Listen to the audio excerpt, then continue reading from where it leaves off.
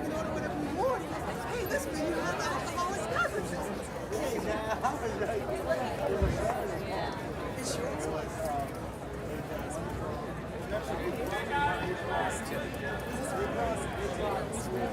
Let's go. Let's come back to our positions. Let's stand by. Welcome to tonight's game. Our background.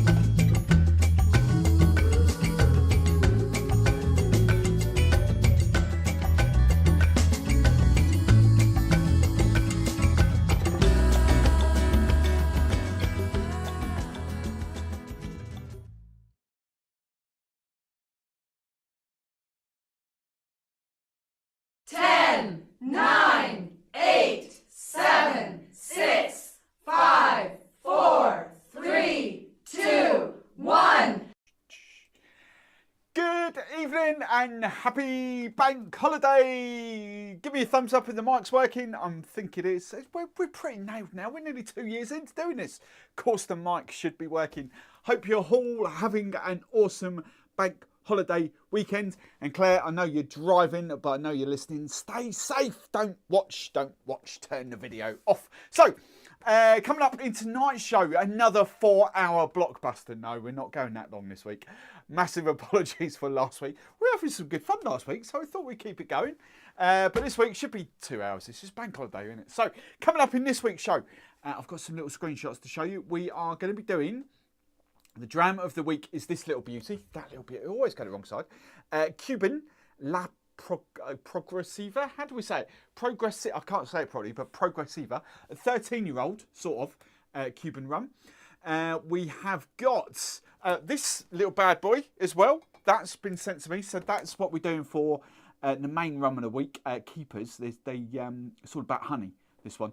They're actually saving bees. So we've got Keeprs. But I've also got another rum of the week as well. And that's been sent by one of my members, Havana Steve, over in Ireland. And I do believe it's that one. Yes, Trinidad. 8-year-old Trinidad from Cane Island. So we've got 3 rums. We've got some cocktails. The cocktails are back. I've got one from Carl. We've got Cheeseboy. Cheeseboy's giving us some blue stuff. So we're going to be doing that. And I've got a cocktail as normal from the old tropical cocktail book. And I forget what it's called now. It's this one. Something, what's it called? Jumping Jezebel. That's what it's called. So we're going to be doing that a bit later.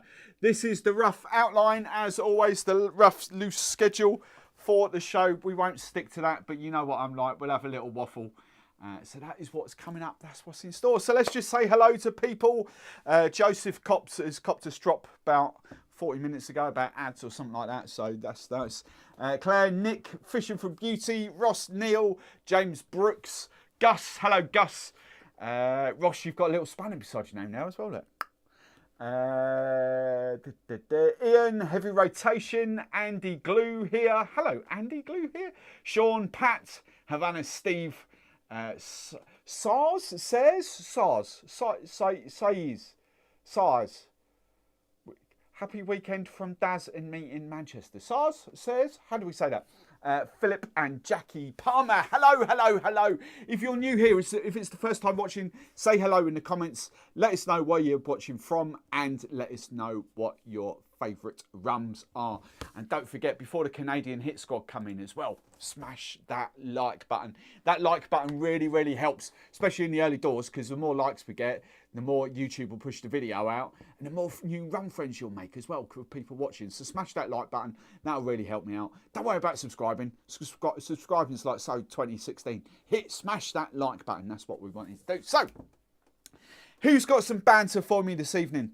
Anyone got any banter? Nick's had a couple of blogs.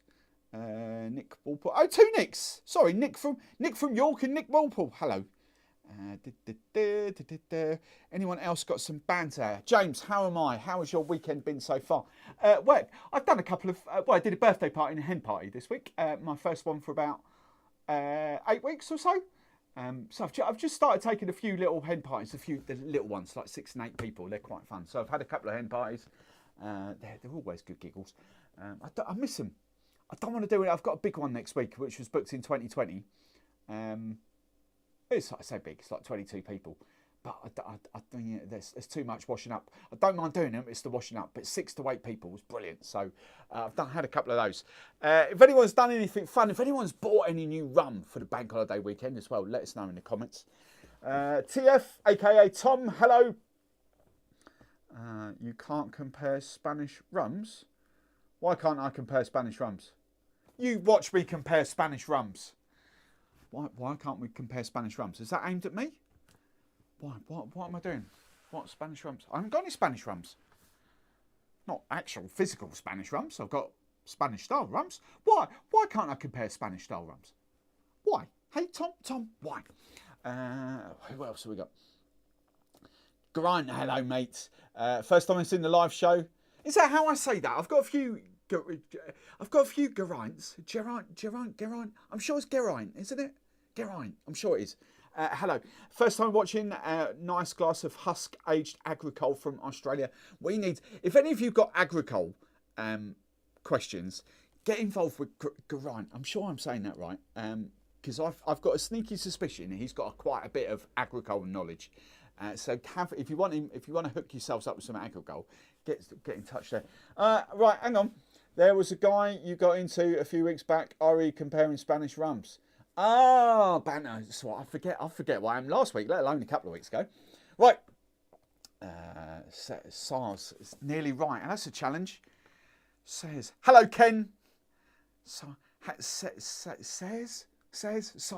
That's a challenge. Write it phonetically in the comments so I get it right.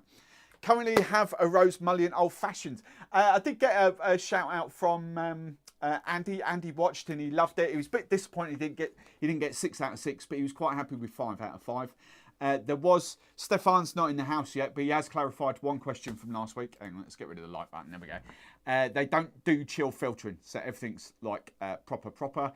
I forget what else was in here. I haven't read the email properly yet. But he's also going to maybe attempt to do the dark rum at a higher ABV as well. So that could be quite fun. So yeah, he was quite impressed with that. I was really impressed with the rums last week, as you could tell by the 4-hour show. Just the chocolate one I wasn't overly keen on because I've got better chocolate ones. That was all. But everything else. But I tell you what I am going to do tonight. Because I'm going with the flow. So this is the honey rum that's coming out to play. But I've also got 2 other honey rums here. And I'm going to do a little. It won't obviously be blind tasting, but I'm going to do a little comparison. Just to see what the crack is. see if we can guide you in one direction or whether you need all three. Who knows? Who knows how this will play out? But we shall, in the name of science, we shall have a little go. I have purchased some geeky toys as well this week. I've purchased a hydrometer so we can start to do sugar tests. I've got to work out the rough calculations and stuff. But basically that little thing and a tube I've got down there will tell me roughly, with conversion charts, will tell me roughly how much sugar's in rum. I don't want to get too...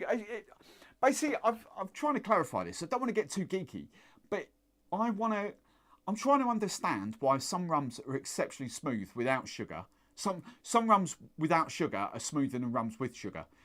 And I know that's kind of logical for rubbish rums, but I just want to get my head around it, like the sugar sort of stuff. So, yeah. And I've got a refractometer down there as well, which I'm assuming Lee will know all about, but I'm just having a little play with that. So that's my geeky gadgets.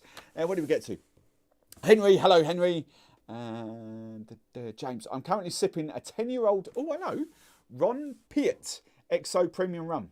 Who's Ron Piet? I've not heard of that. Must say it's lovely, recommend it, not bad at all. I will, hang on, I'll make a note of that here so I can go by that. Ron Piet. Oh, Bluetooth keyboards take 2 seconds to crack on. Ron Piet, what is it, 10-year-old? Right, I'll have a little Google of that later. Job's a good one. Right, so you've got it, it says as in hairs. And now Daz is going to rip me something shocking. I hope in a nice way. I hope we're not getting kinky. Jeff, hello, fleeting visit by watching whether live or catch up. Nice. Kids off to bed and then plantation. P.S. Question, Steve, what's your best daiquiri ratio? Oh, it depends on the rum. But if I'm going best rum, so plain rum and fun and fruity rum, the spiced fig and blackberry, I go 6-2-1 on both of them. But it really depends on you and up to in your palate and the rum of choice. But I go 6-2-1 on these. 6 parts rum, 2 parts lime, 1 part sugar. Both of those. Because I love him. Ron Cuba is spectacular. Right, Steve, you're pronouncing right. It's a hard G. Right. That's a hard G, isn't it? Sorry, I was absent when we did English like 30 years ago at school. G. So not a J. As in Jerry. There is no J in the Welsh language. So Geraint. There we go, Geraint. Henry L. Question. Have you had any of the Razzles products? What's Razzles? Their peanut butter and brownie rums are said to be quite good. Ooh. Mummy Barman's ears have just pricked up. Peanut butter and brownie rums. Said to be quite good. I'm afraid of buying them because I don't usually like sweet spiced rums. I've not heard of them. That's another one we'll have to write down and want it. Return. What are they called? Razzles. Razzles. Like Frazzles, but without the f. Razzles. Peanut butter. I like all this. Peanut. Oh no, peanut. And brownie. Is that one rum or 2 rums? Peanut butter and brownie, or peanut butter and brownie together? Is that 1 or 2 rums? Interesting. No, not heard of him. Ronco, but oh, hello, Havana, Steve. Steve, I don't know if you saw. I don't know when you tuned in, but I'm doing your I'm doing your Equiano tonight, which is actually what is it? It's the Trinidad rum. So I'm doing that for that. No Ron Cube for this yank. 2 rums. Awesome. Right. Let's, without further ado then, let's crack on because we're already 5 minutes behind schedule. So Kevin will be copping a strop whenever he decides to show up this week. What's coming up then? Which one are we doing first? We're doing Dram of the Week. Where's it gone? Where's my little thing? There we go. Little Dram of the Week. Nice. Right. Put that on there just from the old timestamps. Let's come back to that. So this week's Dram of the Week. I've still got a couple more to do out of this little box. Discovery book from Skylight Spirits from Jazz Chatting Indie. We've done most of them now on the back there. I think. Hang on. Oh, I can't get it close to that. I think there's a couple more we haven't done. So I've done the Black Tears Dry Spiced, which everything's been moved around. So I've done that. We've done the 3. Oh, I've moved everything around now. Haven't I? Where have they gone? Oh, behind there, the Compañeros behind there. Done the Damiso. Oh, there's a Panama. I haven't done a Panama in yet. Done the 2 Montañas. So I've got William George, Jamaica and Trinidad to do, and a Panama to do out of this little box set. You can buy this little box set, and they're these little rums. So we've got, going to do that. So this gets no, let's put this on screen. Now it's that one. This gets some decent kind of reviews and stuff on. Quite a lot of people shout about this. Do you have the focus on the camera tonight? Yeah, I hope so. Look. Hang on. Look. Yeah, see, it's focusing. Look, all the black's gone blurry. Look at that. There we go. We're sorted. Right. So, yeah, this, what can I tell you? Get my little book out for this. Where's it gone? I've lost it already. I've lost it. There's a tiny, tiny little bit of knowledge in here, but not too much knowledge. Not much knowledge at all. There it is. Right. So, Ron La Progresiva de Villa. sorry, Ramon. If you haven't seen you for a couple of weeks, Ramon. Sorry, Ramon. I've just butchered that. The Villa, Vigia. Right. La Progresiva Mezcla 13 is a lovingly blended, crafted blend of 11, 13 and 15-year-old rums, which technically makes it an 11-year-old rum. However, the bottle does say 13 on the front. So, yeah, much like, what's it, Ron Zacapa with 23 on there. It's technically like a 3-year-old rum, but they put 23 on the front. From stocks that were hidden away in aging houses for the heritage of luxury Cuban producer Villa. Vigia. Villa. That's what I'm going for. From within these traditional aging houses, this new prestige sipping rum has been blended to perfection by a team of female Ron maestros and is tailored to progressive spirits, craft spirits drinker. So this is an all-female rum or blended rum, which we kind of like. So this could be quite interesting. Verona Distillery in Cuba, column still, molasses base, 70%, 41 ABV, 92 proof. For you Americans that can't get Cuban rum. What does it taste like? Right. Oh, yeah, well, we don't want that too far, do we? So price-wise for this is the only thing. This is logged out of Master of Malt. And it's fine. It's still under my little tagline of £50. Sorry, Geraint. £43.95. That's what that bottle, every time, that bottle there is. Okay, £43.95 Master of Malt logged out prices. So, without further ado, let's crack on. Olu Graphics. I just found out Ray and Nephew makes dark rum called Caruba. Have you tried it? We don't get Caruba in the UK. I don't think. Someone will import it, but it's not a mainstream product in the UK. So no, we don't get Caruba. Right, what we do get, which will be coming up, I've got to film that tomorrow, is Worthy Park. Oh, they're dark rum. Oh, I'm looking forward to cracking that. Ooh, that's going to be fun. That's going to be beast mode tomorrow. Right, Philip Razzle, I'm sure was at the top shelf of the corner shop when I was a young lad. Wasn't that double Z LE? Not that I ever watched it. I've ever had it. Right, let's put. Now these little drams are smaller. These are only 20 cl drams, so I'm not going to sure. Not sure I'm going to be able to revisit it. We'll try it. I've got half the bottle. Normally these drams are like 30 cl, so you get 15 and 2 pulls. I've still got them all down here, by the way. They're all sort of tucked away. Loads on the shelf down there. Right. I need to get my old app out, don't I? This is on the Rum X app, and I should have this ready to go.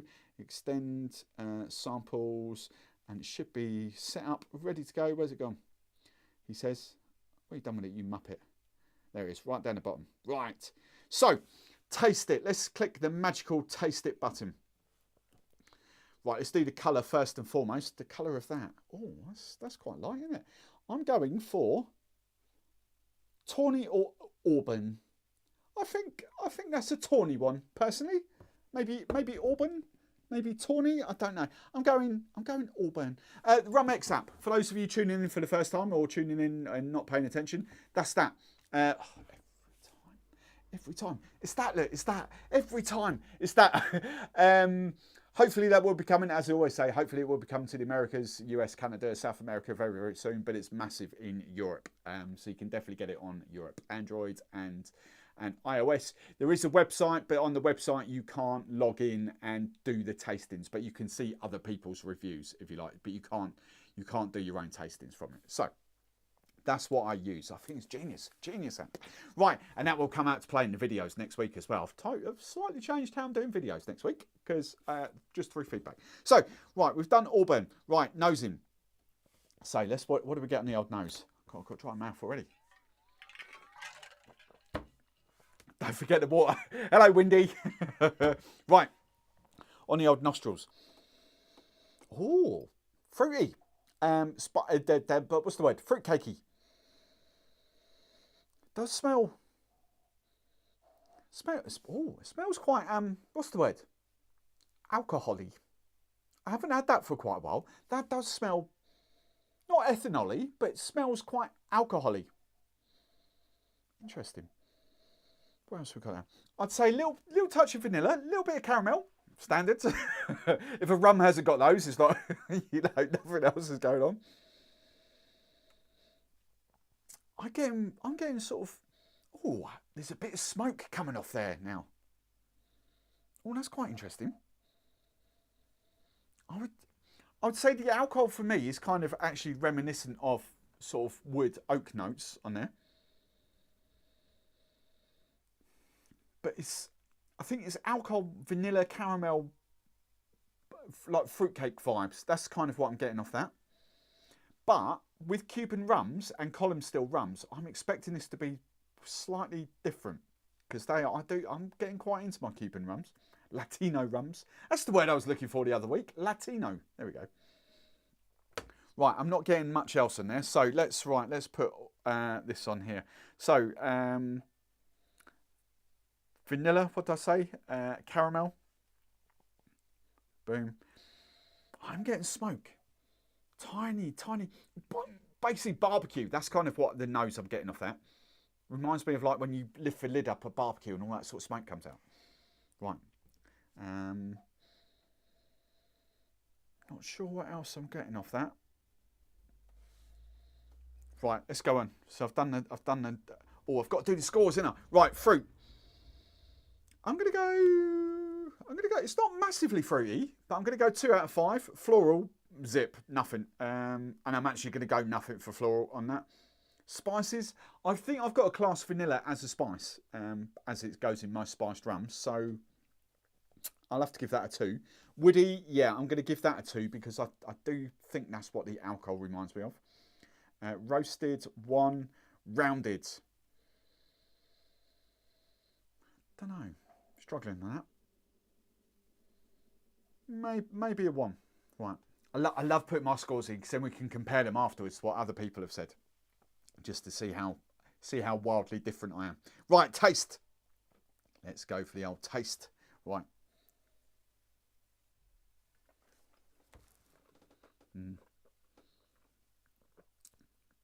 That is proper light. I'm really getting into these light rums. Column still, out and out column still, not blended, not pot and column, but out and out column still. That is really light. The video that I shot last week with the Guatemala in Belize, the Angostura 7, the Abuelo, and what was the other one? Angostura, Abuelo, Guatemala in Belize. There's another column still. What the hell was the other column still? I've forgotten already. I don't know. Oh, I've forgotten. Oh, Florida Kind 7-year-olds. That was a really good. I really enjoyed those rums. Really did. Right.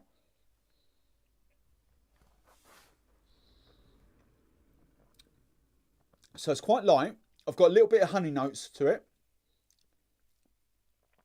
There's a little touch of vanilla sweetness on the end of it. A little bit of spice. Definitely not, I wouldn't say alcoholic. You know, it's very kind of rounded off rum. There's a little hint of fruit coming off it, but not too much. I'm sticking with the dried fruit over tropical fruit for me, which I don't normally get off Cuban sort of style rums. It's more sort of tropically. But that's quite nice. Oh, is it 43.95? We'll come on to that in a second. Right.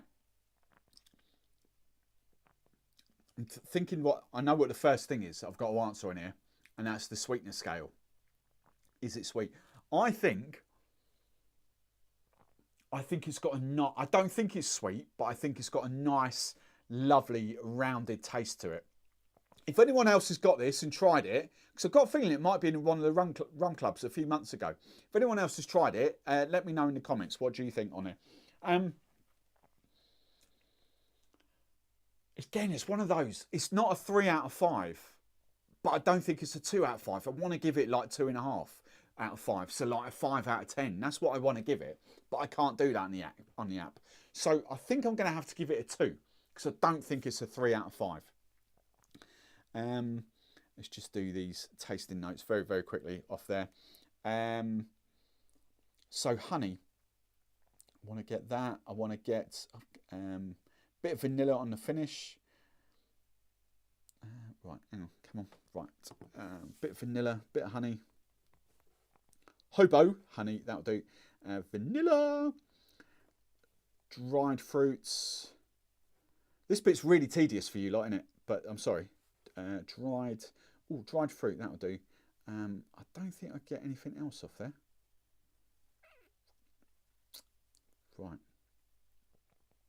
Right, that'll do. Right, so sweetness, I'm going to give it a 2 out of 5. Fruit, again, I'm going to give it a 2 out of 5. Floral, there's something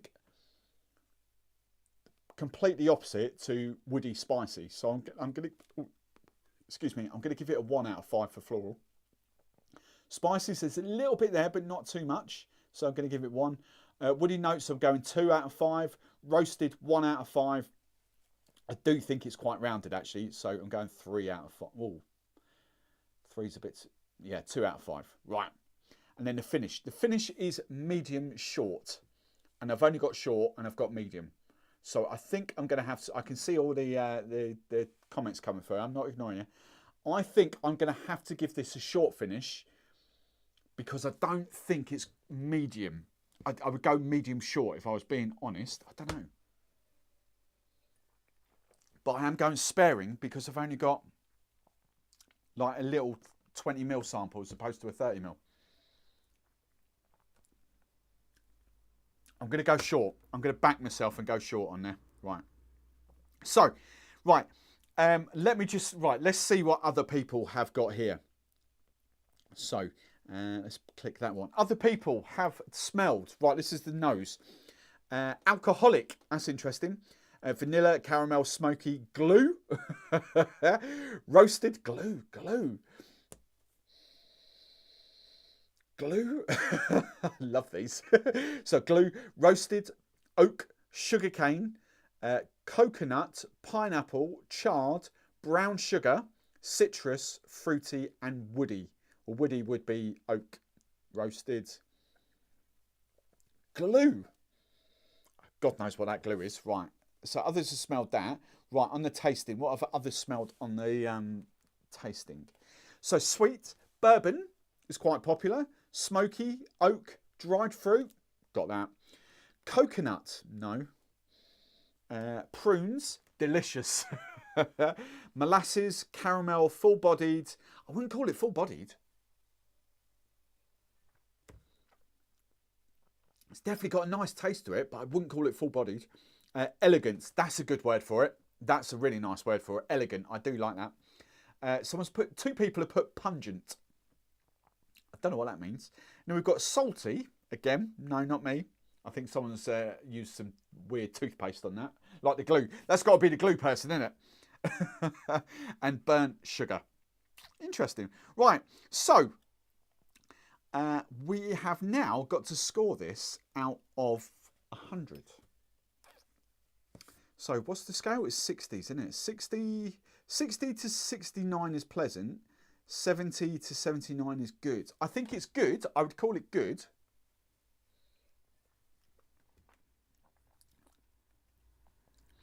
It's not, for me, punching at Cuba levels. I absolutely adore Cuba. I think it's good more than pleasant, so that automatically puts me in the 70s. But I think I'm going to put it bang on 70. I think it's the lowest of the good. That's what I want to give it.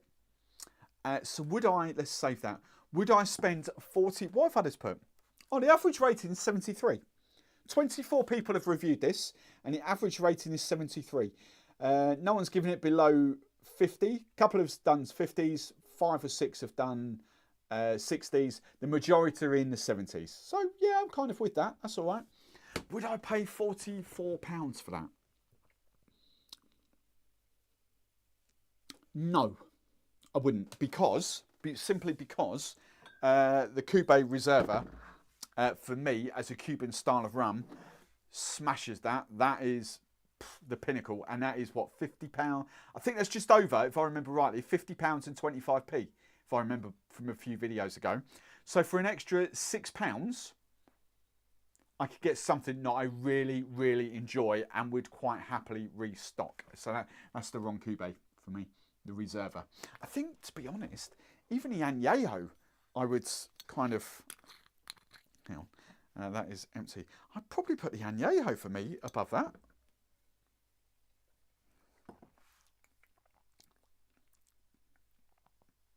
Añejo's a little bit thinner, but definitely the Reserva. So yeah, lovely rum. I would put it. It was a harsh one because I know the importers. I would classify it more as like a £30 to £35 rum. I think £44 is a little bit over the top for it. Me personally. I don't know. What's everyone think? If we got any in here, let's go back through the old comments. Right, go on. I tried this one recently and thought it was whiskey drinkers rum. Okay, warm, comforting, delicious. Steve-O. Flor de Cana. Scott loves Flor de Cana. Hello, Scotty. Scott, right, we need a collective term for Scott. Scott is fast becoming one of my favourite humans because he's taken to Discord and he's just like the meter and the greeter. He just, like anyone that comes into Discord, he's straight on them. Hello, how are you? I'm Scott, pleased to meet you, etc, etc. And I flipping love that because the community is not about me, it's about you guys. And, you know, Scott's open, he's there to meet people and make friends and stuff like that. So, yeah, Scott is a proper legend. If you're in Discord and you've not said hello to Scott yet, which is pretty impossible that you probably haven't, but do say Scott is an absolute legend for doing that. So, yeah, official meter, I don't know, the host, don't know, we'll come up with a term. Between me and Windy and Trevor, we'll come up with a banterous term. But I'm being serious here. I'm being serious with that. Right. I love Karuba. Spice on the tongue. Steve-O. Kevin. Oh, Kevin's here. Member for 17 months. I've got a new members thing to flash up in a minute. Okay. Can you clarify what short, medium and long finish? Right. So, yes, Tom. So, basically... how long does the rum, so I haven't tasted anything for ages, how long does that rum linger around in your mouth? That's basically it. And then so if you want to go a bit further in depth, like what flavours lingers. So, for instance, if I have some water has got a very short finish on it. There is absolutely no taste to it, it's just water. Some rums you will taste, well, same with whiskey, same with tequila, same with vodka, same with gin. It doesn't matter. They'll all have that same trait.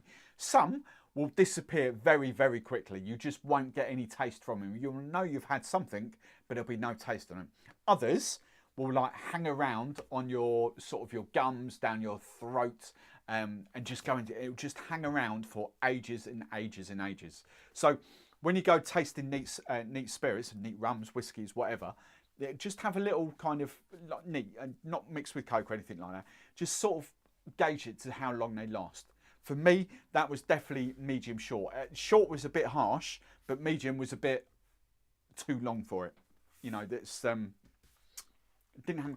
What have I got that's a long? El Dorado for me is quite a long finish. Flor de Cana 12-year-old is quite a long finish. Some of the Jamaican rums are quite long finishes for me, obvious reasons. But it'll be your own palate. Some of you will have different opinions to what I will. But that's essentially what we're talking about. How long the taste lingers in your taste buds and in your throat. Can you clarify, Steve? I'll give it a medium. Heat on the back of the throat, constant.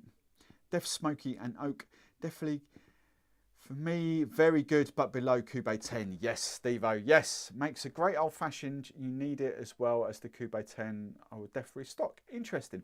I'd like to try it with an old-fashioned, but I haven't got enough to do it. Those little bottles. So that's... Actually, I wouldn't because I know my Reserva. For me personally, I prefer the Reserva to that. So, yeah. Right, the Cube 1870 is extra phenomenal. The 1870, is there another one that we don't get?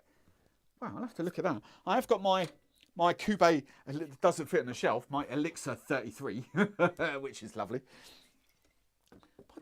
I don't know the Cube 1870. I think, is that it must be a UK one. Well, you're Wales, aren't you, Geraint? It must be UK. I've never heard of that. Right, learn something new every day. Claire's home, safe and sound. Hello, Claire. Grant, I'm with you. It's good, but £10 over the money. Yes, fishing beauty. Right, blumper blank. Glad you bent back. Right. Lovely, jubbly. Right, so that's the first rum of the evening. Is there anything else I need to say on there? Oh, the spider. Hang on. Just so people can see. Now that it's all filled in. Hopefully that should. Oh, let's come right around the front of the camera. So this is the spider graph for that, the Progresiva. There we go, it's zoomed in. So you can kind of gauge where it is that people see weirdly. Oh, on the nose, that's the nose. So not much sweetness going on the nose. Bit of fruit on the nose, bit of floral, not much spice on the nose. But then taste. Hang on, let's scroll up. There we go. There we go. Whoopsie. Taste that. There's more sweetness going on in the taste. A bit of fruit. So that is like a spider graph of everyone that's tasted it. So general consensus. Kind of like that. Right. Nice. All right. But yeah, I just think that's a little bit 40, 44. I know they're a small import company. I get it. A small brand. Even Cube would probably be bigger, I'm guessing. But yeah, prices are prices, isn't they? Really? Rightio. So this one, I've got a little, what should we call it? I've done something for my members because the videos that are coming out next week won't have an obvious hello to the members in them. So what I thought I would do going forward is this.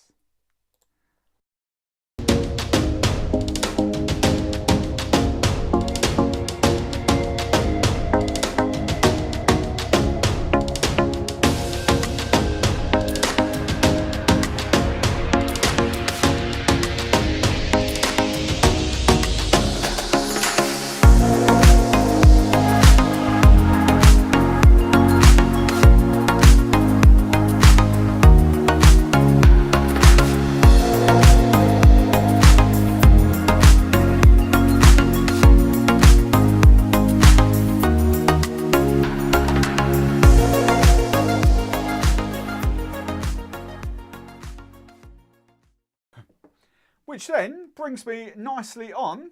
I might make that a bit shorter. I was just playing about with that very quickly, but hang on, let's do that. Which brings us nicely on to Members Cocktail.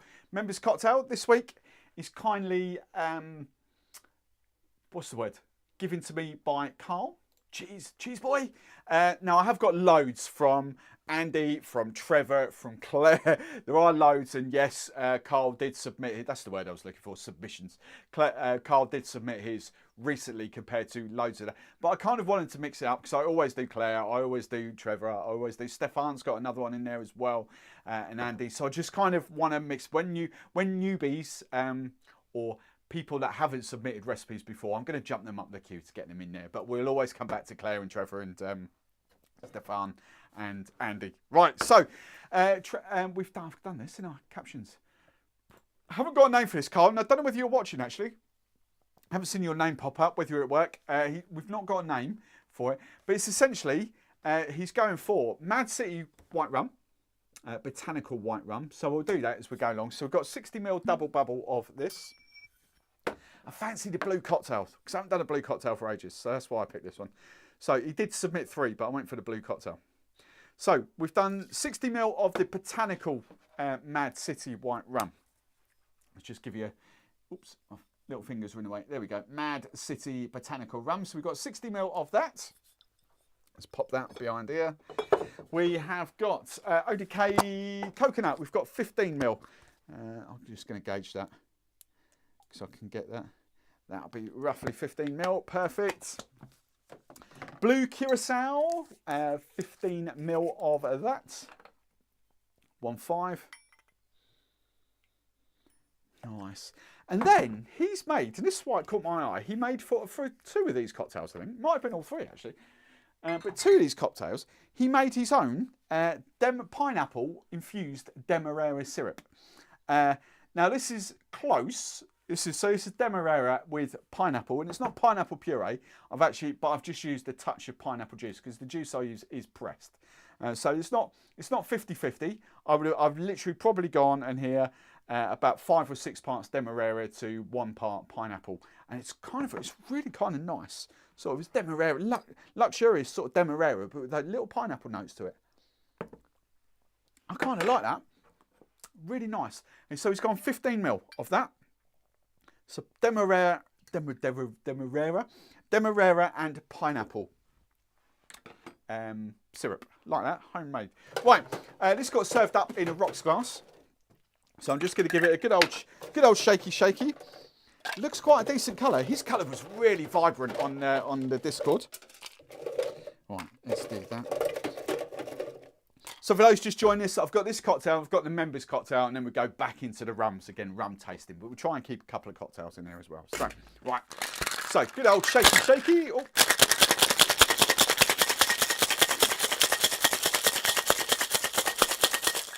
There we go. Boom. Oh, that's a good colour. And a rocks glass. What we got? Let's try and match him. He did something like that. Just do a shaky dump. Look at the colour of that. And the garnish for this was, I've got some, I think. Got orange, and I haven't got any orange, but I've got. Oh, I used it all last night on the hen party. But gone a mince sprig and a wedge of orange. That was his garnish for this. So let's have a little dive in. Need a name for that. Look at the colour of that little beast. Like it. So Carl, if you're watching, name it.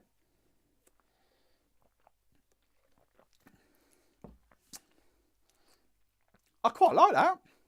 There's no citrus in there. My camera's just being all funny again, isn't it? Why does it do that? Right. That's quite nice. Coconut is fun and fruity one. The rum punches through. Definitely don't need to make that any stronger. Bearing in mind, it's not really any mixer. There's 15 ml of coconut puree. That's really nice. Mummy Barman, if you are watching, or actually Mummy Barman, because I know you get up in a minute, because I've got another cocktail to make. You can make them both at the same time. We'll try them both at the same time. That is really fun, actually. Really fun. It's not sweet. It has got a nice bit of fruity sweetness to it, but it's not overly sweet. I'm just thinking what I'd do to change it. I don't think I would change that. I love the subtle sort of, the Demerara sugar, but the subtle bit of pineapple coming through it. That's really good, actually. That's really awesome. I love that. Cheeseboy, that's awesome. It's got a nice aftertaste to that as well. I genuinely don't think I would change that in any way.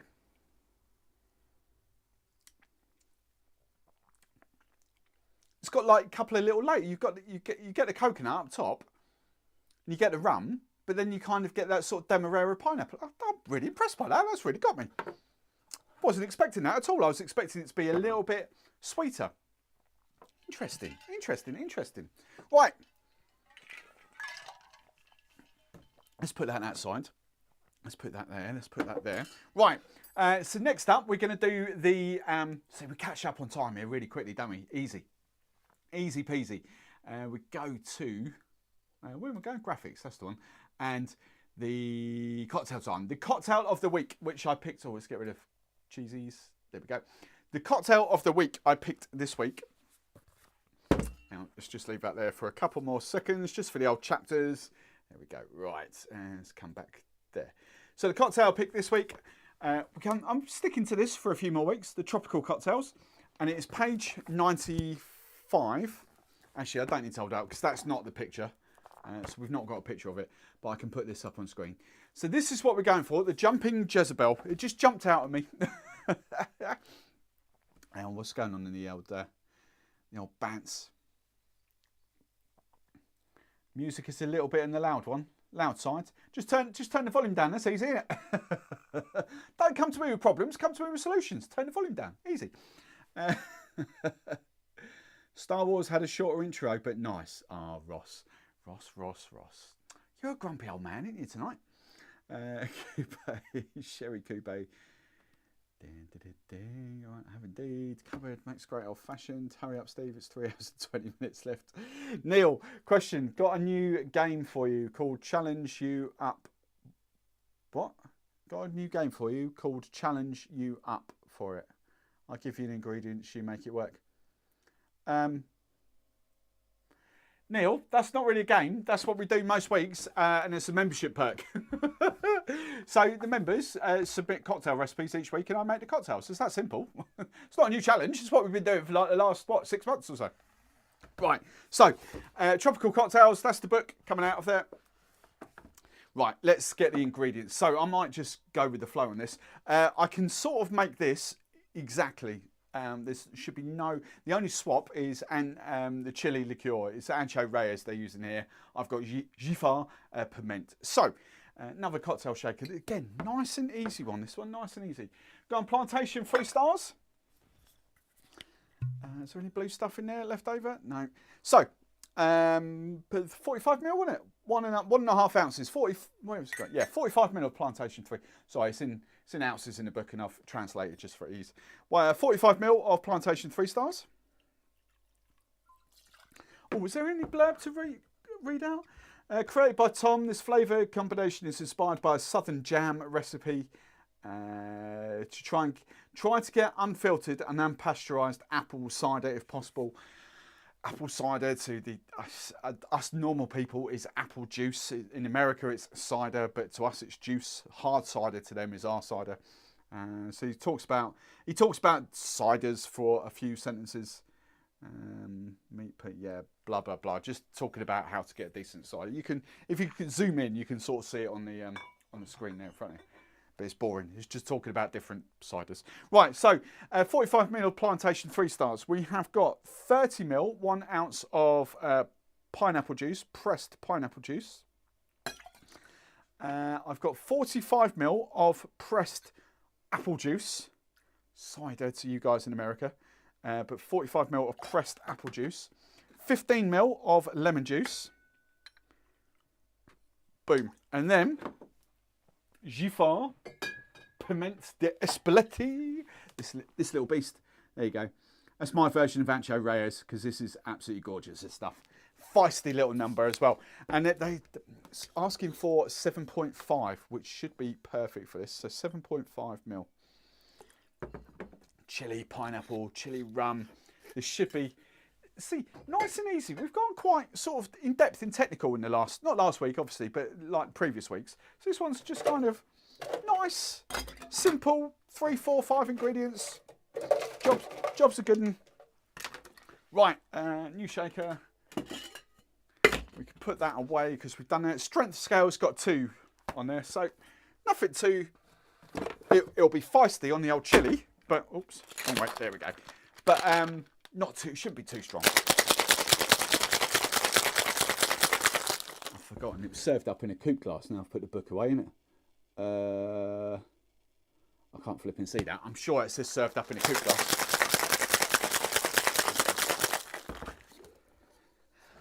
What's it saying on the whole thing? Shake well, crushed ice, strain into a chilled coupe. Yes, right.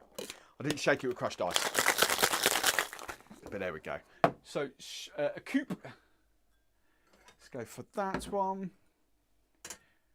And double strain. Lovely jubbly. Nice and civilised. Look at that. Job's a good one. Nice bit of frothage on top. magicals. Anything left in there? That'll do. Right. Then garnish that up with whatever you want. I'd probably put a little pineapple wedge, maybe a little pineapple frond on there. So, essentially, we've got rum, pineapple and apple with a bit of citrus and chilli. That's all it is. But, what's it taste like?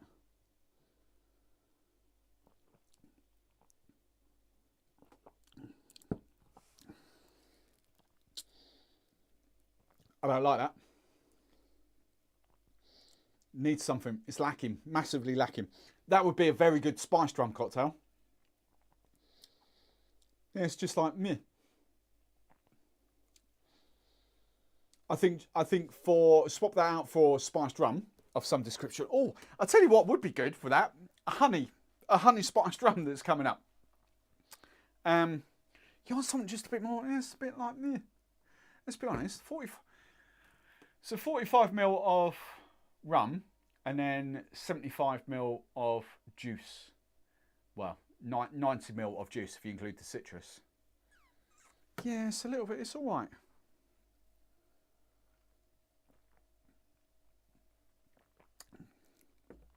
It's a little bit of a chili kick, not too much. Yeah, jumping Jezebel. It's not jumping for me. Spiced rum cocktail, I think, all day long. Nice and not. I tell you what. I know I've got the Plantation 3 stars in there, but I reckon even a bit of the salted caramel I think might be kind of a little bit funky now. I'm just going to go 15 ml. 15 ml. I think what I would have done is a whole 60 ml of that, I think. Or Chairman's Reserve, or Pusser's Gunpowder Proof, or Cane Rock, or something like that. Just something like quite a punchy spice.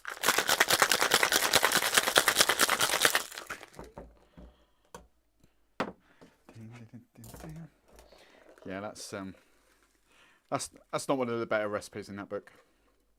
That's a bit of disappointment because the rest have been awesome so far.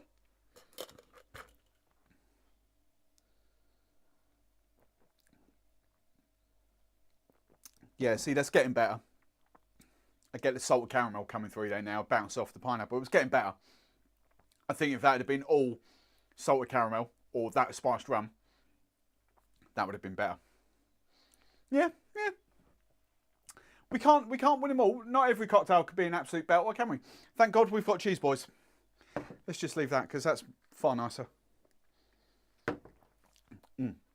Tasty, tasty, tasty. Right. Yeah. Strength scale 2. I'd give that a 2 out of 10 as well. Cool. We're right ahead of time now, aren't we? Yeah, so if anyone's making that along with me or tried that, or I doubt you will, but let me know what you think of that. What have we got? Ross, it's all good. We are your rum troopers. Pressed pineapple juice cider. Ken, for those of you who don't know, Ken is one of those crazy Yanks that calls it flipping cider. It's one funky shaker. Look at these. Funky, funky, funky. I've got 3 of the beasts. Well, I've actually got 4, but I don't know where the 4th one. I've got another funky shaker here as well. This don't come out. This holds my remote for my thingy, but I've got my tiki shaker. Does that come out? I want a Cornish. Everything I've got here is Cornish blue. I want like Cornish blue shakers. That's what I want. I might, yeah, like blue and white one. That'd be awesome, wouldn't it? Everything I've got is Cornish blue. Right. I don't need to wash those up, but they can go to one side. I think I might move on to the rum tasting now, to be fair. If anyone's got any quick questions before we dive into the honey rum tasting, Steve, I'm going to do your Trinidad afterwards. Because the honey shouldn't take too long, because I've got nothing really to say about it, just rum tasting. So yeah, if anyone's got any questions, there's going to be lots of questions, lots of banter. We might even get another rum to taste afterwards. So we might do another. The honey rums. Don't forget, I'm going to do the comparison. I've got Steve's Trinidad, Cane Island Trinidad, 8-year-old Trinidad rum. We might get another one in. So let me know what you fancy. Dos Madeiros would have been better. Dos Madeiros. Dos Madeiros, the sherry. Who was it? It was Geraint. I think it was Geraint. It was I can't say that name. I think it was Geraint that was standing up for you. I think he said it wasn't that bad. in the comments. we were just rinsing Windy, bless him with his sherry. Right, I'm going to put this on screen just for just while I clear the decks. The rum reviews. So all this can go over here to one side. Lovely, jubbly, boom, boom, boom. Let's have a little rinse of my favourite rum glass. Lovely, jubbly. Right. That can sit there. There we go. Right, I am back with you. Let's put that on screen. So, this week's rum of the week. It's another spiced rum. And I did get, I forget who it was. Henry, that was you. I'm sure it was you, Henry. Can we go back to proper rubs? Henry, I'm pretty sure that was you, Henry. Henry got my little hackles riled last week in the nicest possible way. Henry, I do love you still, don't worry. Said, basically came, I'm sure it was you. Sorry if it wasn't you. But he said, all these rums are all well and nice, but can we go back to proper rums, please? Which I thought, that's a bit harsh because not calling that proper rum is like, of course it's flipping proper rum, you know. Can you imagine, why, these guys, Appleton, can you imagine them like 100 years ago, 50 years ago, 20 years ago, before rum even kind of, you know, they exported it to the UK. They're just tiny little distilleries. You know, all right, Appleton's a little bit bigger because it's been going around quite a long time, but they had no market for it. Everyone starts somewhere. So these are proper rums. They're just not, I get they're not in Europe yet, but you can't class a rum as not being proper if just because you can't get it in your country. Otherwise, we could say, like I said in the comment back to you, like the Barman Court, like the Cuba and all that. Well, they're not proper rums. We don't get them in the UK. That's, you know, you got to be a bit more inclusive. Just because you can't get something in your country doesn't mean to say they're not proper. Right, rant over. Henry, I still love you. Right. So, this week, these guys, so the story behind this, very, very quickly, I was, I forget where I was now. I think I had Mummy Barman with me. I was either down in London with Kate's Rum Life, or it was Mummy Barman. I can't remember which one it was now. I think it might have been Mummy Barman, actually. I can't remember which one it was, right? But I went into, oh, Jesus Christ, Jerry's, one's basically off licence on Old Compton Street, just off Leicester Square. Known him for years. And Alan, who's pretty much owns it, Alan and Vince own him. And Alan kind of knows I do rum and my YouTube channel and all that stuff. And he's like, Steve, come in. And he cracked this out. He gave me a little sample before I even tasted it. I was like, oh, that's pretty good. What's that? And basically, it was this little bad boy. It was a honey. There we go. Honey. Right, can we get that? Honey infused rum. Spiced rum. And I was like, do you know what? That's actually really, really nice. A little bit of sweetness to it, but not too much. So I reached out to Keeprs online. I've not got much info, but things are kind of evolving the more I kind of, or the more weeks that go past. I reached out to them. Yeah, Steve, would love to get you, love to send you a bottle. So they sent me a bottle. Thank you very much. No info. Absolutely, we've got no info. All I found out at the time was they are the British beekeeping. That's wrong. What are they? I was going to say the British Beekeeping Association, but that is not right. They are not the British Beekeeping Association. They are, I forget what they are now. Oh, bugger me. What are they? They are British Honey. Sorry, they're British Honey. So it's British Honey, but randomly, I found out. So if you go to most farm shops up and down the UK and see the brand like Two Birds vodka, Two Birds gin and all that, it's pretty much the same people. So it comes out near you, Ross, actually. Rossi B. It's Market Harborough, I do believe. Yeah, Market Harborough. The British Honey Company, PLC, Market Harborough. So all this rum, and they've got loads of gins as well, and other spirits, vodka and stuff. They distill the gin themselves, they distill the vodka themselves, but obviously the rum, as you'll see, because I'll read the label out in a minute, the rum is imported rum, Caribbean rum. But they kind of infuse it with all their own honey. They're trying to save and breed bees and make more bees in the climate, in the atmosphere, whatever it is. Make more bees on the planet. There we go. And so they've got quite a lot going for them. But I just couldn't really find out too much information about who they are. specifically who makes the rums and where the rums come from. There was just absolutely no info. But I say the rum did taste nice. So on the label, champion British beekeeping is at the heart of Keeprs. Founded in 2014, we make the finest honey-infused spirits made with 100% pure British honey. And I love my honey. Proudly sourced from hives across the UK. Keeprs.co.uk. Keeprs without the E, so keep RS. Keeprs. Obviously Keeprs, beekeepers. All right, in case you hadn't put that together. Because I didn't at first. We're passionate about supporting bee conservation. Scan to see how you can help. So you can do a little scan. I've not done that yet, actually. Should have done that. And then this honey-infused spiced rum, an exquisite blend of aged Caribbean rums enriched with warming spices before being aged at our UK distillery with an infusion of 100% pure British honey. So that's really all I can tell about it, apart from it's got a little bee on the top there. We do like bees, little bumblebees. We can't, you know. So what I'm going to do, I'm going to have a little taste, because I've already tasted this before and I know what's coming. But I'm revisiting. But what I am going to do, I am going to do it side by side against the other two honey rums here, just to sort of see whether we can. Oh, it's quite hazy. It's quite hazy in the bottle as well, which obviously it should be because it's infused with honey, which is kind of a good thing. I hadn't thought about that. It's just kind of hit me. Right, where do we get to? Let's just go.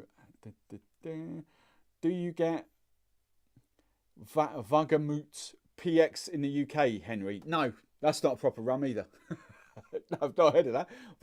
Varg is where, I forget where you are now, but I'm going to say it's Vargmut. Is that right? Varg. Wait, it's definitely not Wagemut, as I would say, but Vargmut PX. Sherry's little, Windy's little eyes have lit up because he's in the PX, which would be Sherry. Pedro Jimenez. It's better than not bad. It's very good. What's very good? I've lost what we're chatting about now. I don't know what's very good. Really enjoyed the Rose Mullen Darks and Old Fashioned. That was good. It was me, but I meant the spice ones. I do consider. Oh, look out, Mummy Barman. Something's just finished on TV. Look, Mummy, what have you been watching? Oh, I'm watching that. Watching this? Yeah. Oh, okay. Oh, Right, there you go. that. What do you want? That one. Oh, look. She's brought her own little tasting glass. Look at this, look. A little face, look. Oh, you should see a little face. Do you not want to try that? Yeah, might as well while I'm here. Oh, might as well while I'm here. Sorry, royalties here. I wouldn't waste your time on that, to be honest. Oh, quite nice. Oh, quite nice. Cheeseboy. Quite nice. Right, there we go. Lovely. Could have washed your glass, look. Oh, well, that's all I get. Oh, flipping hell. Oh, is that all I get? Flipping hell. Say when? Bye. Oh, right, okay. Bye. Lovely, thank you very much. She's slurring her words already, look. You want the brandy in there? I didn't know. No, I didn't know you'd got that. See, it was me that was with. Flipping hell. I tell you what. It was you? Yeah. It was Mummy Barman. So Mummy Barman had a little taste of it when I was down in London, all right? Right, so... Right, let's just clarify. Henry, it was me. I meant spiced ones, but I do consider the rest proper sporty locals. Spiced rums are proper rums. Don't get me started. I know what you mean, Henry. I know what you mean. I had a similar but different chat with Geraint the other day as well. I'm Leicestershire. Oh yeah, all you Leicestershire people. So Philip's a member as well. Philip, say hello to... oh, you're chatting to each other already. Oh, shut up. It's German and isn't proper rum because it's mixed with a bit of sherry to get... Oh, hello. Wow. Don't say that... Whoa, Henry. Don't say that in front of Windy. Jesus Christ. It's not proper rum because it's mixed with a bit of sherry. Windy, he's laying the smackdown on your Dos Madeiros. Calm down, Windy, calm down. Embrace Henry, calm down. Oh dear. So for those of you who don't know, because I do like to share the in jokes, right? Dos Madeiros 5+5 is a PX, so Pedro Jimenez, same thing, but it is technically proper rum, even though they throw a bottle of Pedro Jimenez sherry into the actual barrel. So basically, Henry's a lot calling it a proper rum. Windy. Right, there we go. Question, Aaron. Hello, Aaron. I've been watching for a little while now, and I've been intrigued by the Schweppes Muscat. Oh, right. Right. Very quick story. I'm going to taste this in a minute. I promise. Very quick story about the Muscovado. It's been delisted by Schweppes. As all things, Schweppes are an amazing company. They do some awesome stuff, but they are very good at being way ahead of the trend. So they brought the product out in whenever it was 2016, 2017, and they brought the product out. And obviously we were in the middle of a gin boom. Whiskey hadn't taken off. Look, you have to remember the trade. So brands, the trade, we are about 2 to 3 years ahead of the curve with public consumption. So Schweppes brought that Muscovado mixer out. At the same time, loads of brands are starting to lay down whiskey. Bearing in mind, all these brands that started to lay down whiskey still haven't released their whiskey yet because they're still aging. But Schweppes, you know, being Schweppes, as good as they are, don't cotton on to all that sort of stuff. So they released this Muscovado mixer, but there was no market for it at all. Rum still hasn't exploded, and we're talking like 3 or 4 years later. So you can't get it anymore, and if you do, it's well out of date, because I know some people are selling it on Amazon or wherever, eBay, but it's well out of date, I promise you, because it stopped being made in 2019.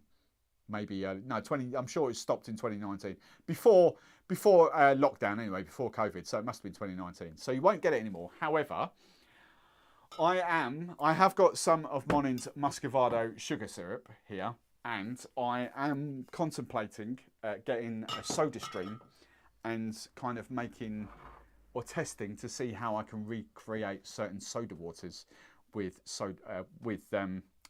like a soda stream sort of thing. So watch this space, but at the moment you can't get it. So that's what's answered that. All right.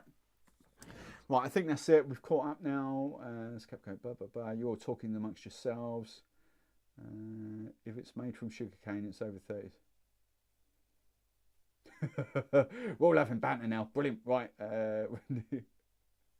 Right, banter. Right, so let's crack on with this. So this is the Keeprs. Going back to the Keeprs finally. On the nose, I get, this is actually on the Rum X app. Someone's already added it, I think, which is quite good. Right, Rum X. But I'm not sure anyone's done the tasting yet. Where's my, I've got bottles, haven't I? Right, so it'll be Keeprs. I'm on the C's. Where's my K's? It's where I can't find it. Oh, flipping hell. I should have had this prepped. Sorry. It's where I lose half the audience. Oh, flipping Nora. Where has it gone? Search. Right, keep. Yes, right, there it is. Right, it's my photo. I've put the photo on, but someone's already put it in. So no one's rated it, but someone has actually added it to there. So British Honey Company, Spiced Rum, 70 cl. Right, let's do the old tasting. So, nose. Massive honey, as you expect. I get a little bit of sort of citrus off there. And then standard spices. It does smell to me like a standard spiced rum. So I've got cinnamon, I've got nutmeg, touch of vanilla. And I think that's pretty much it. It's cinnamon and nutmeg that's really coming out the back there.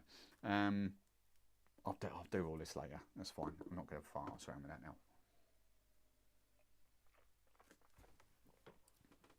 But tasting, it's got a nice sort of little spice burn to it. The honey, it's not that sweet, which is what got me to start off with. But when I tasted it blind in Jerry's Wines and Spirits, because I was like, oh, it's obviously sweeter than rum, but it's not overly sweet like spiced rums, which kind of was like, oh, okay. Now, that is really, really nice. What else do I get off that? It's a cracking honey rum for people that haven't got that sweet a tooth. Mixing what? I'll tell you what I was going to do actually. Oh, I'll do it with all three. I've got some ginger ale ready to come out, and I've got some Coke ready to come out as well. So we'll get all three out, and we'll do a tasting side by side there. But there's not much I can really tell you about that. Is you get the warmth from the spice that just kind of matches the honey. No, I think the spice does sort of overpower the honey a little bit on it.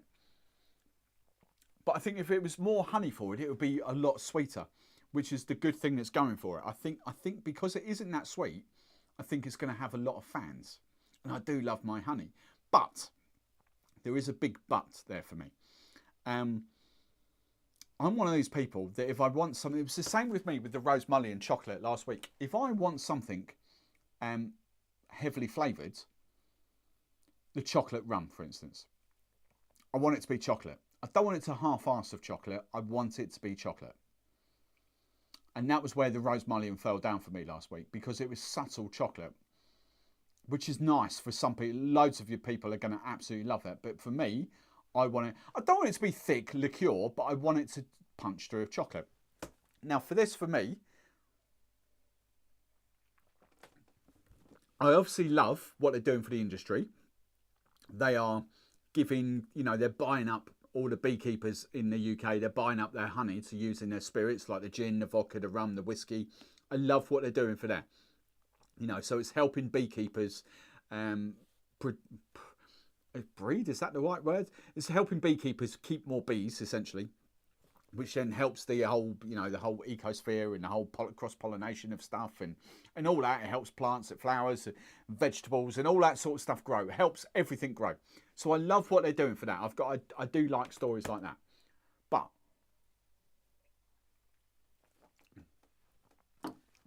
I'm going to do tasting now. What's going on here? Right, there we go. So that's all right. You're chatting amongst yourselves. Right. So I've got Honeybell Spiced Rum here, which, as you can see, I've kind of demolished most of the bottle from that. And I've got the Rose Mullion honey. So the question is, which one do I prefer neat? And then I'll do a little bit of a mixing with them as well. So Rose Mullion and that. So let's go for Liquid Crunchy first. Oh, the price for this, sorry, £33.29. Okay, $33.29 for the Keeprs. So not a bad price, especially when you get.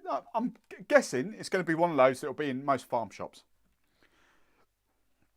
So what's it called? Honeybell.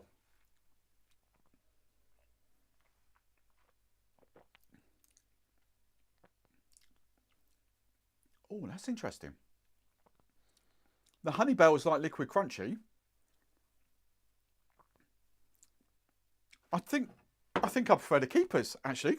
I wasn't expecting that. The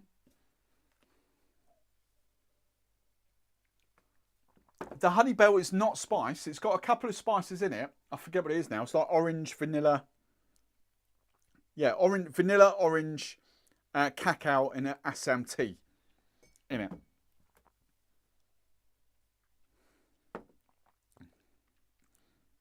It's not as feisty spices as the Keeprs, but I do prefer that. Right, let's go for the Rose Mullion. I've completely forgotten what the Rose Mullion tastes like. Put that away. So the Rose Mullion. The nose, straight away, the nose of honey is the most on that Rose Mullion by a long, long way. Wow.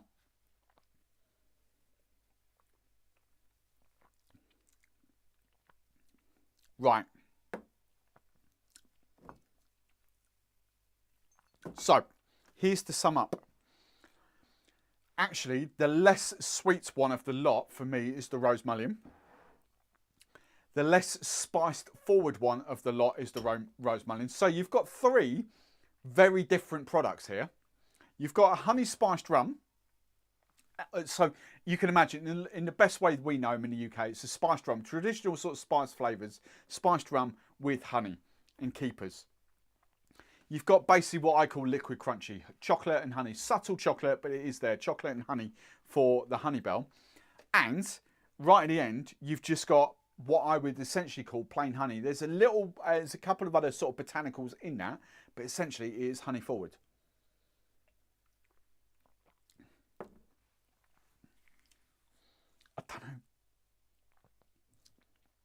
I don't know which I prefer, actually.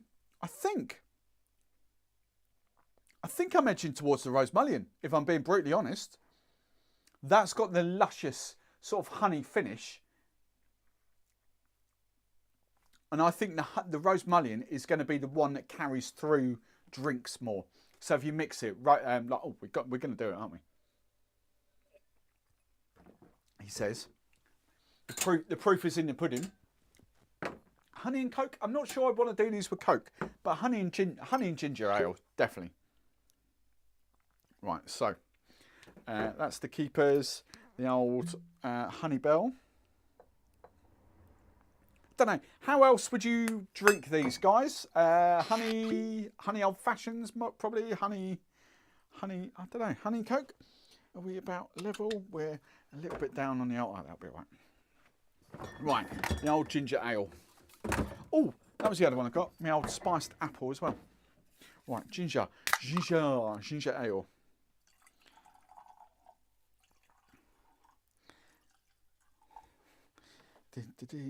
Yeah, that should be about right. That was a little bit less. Right, so the Keeprs.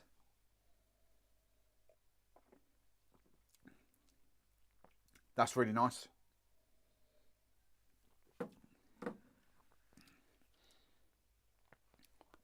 It's really nice, actually, but oh,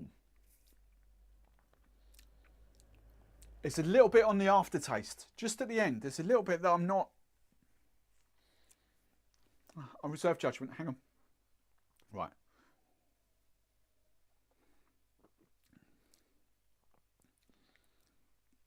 See, I do like that, and I knew that was coming. I do like the Honey Bell as rum and ginger, but it's that chocolate. Chocolate and ginger doesn't really go for me as a drink. So it has got that little bit at the end. Right, the Rose Mullion.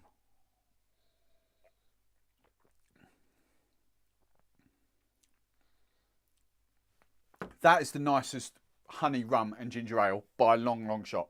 That one. By a long, long shot. But you've got other flavours coming out there, and that's just me. If I, you know.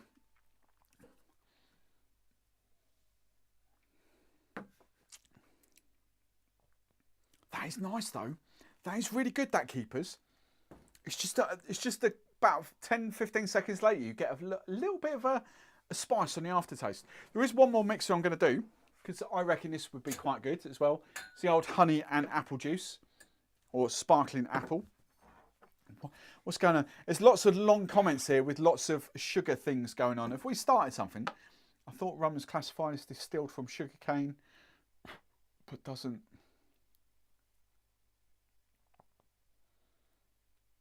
There's some banter going on here. Right. I was going to settle an argument, but I think it's. I think I'm just watching it, amusing myself with the banter at the moment. Right, Caribbean legislation doesn't allow sugarcane juice to be called rum, but Britain it does. Elliot, who are you? Elliot's just come out with all this knowledge. Elliot, I like this. Pop. Right, have we levels there? I've done it again. I've overpoured. Perhaps it's. There we go. Right. So my I love this stuff. Beaver, Pink Lady, sparkling apple juice. This stuff is really, really good. Sorry, I'm just reading all this because there's lots of regulations going on about rum, blah blah blah blah blah stuff. Are we having rum and beaver? We're having rum and beaver again, Steve-O. Beaver, right. God, I love this stuff. This is really, really sexy stuff. Close up for you. For those of you not tuning in last week. That. Beaver. Is Beaver, not Belvoir, Beaver. Sparkling apple juice. Pink, oh, wrong way, look. Pink Lady. It's gorgeous stuff, this. Gorgeous, gorgeous, gorgeous. Right.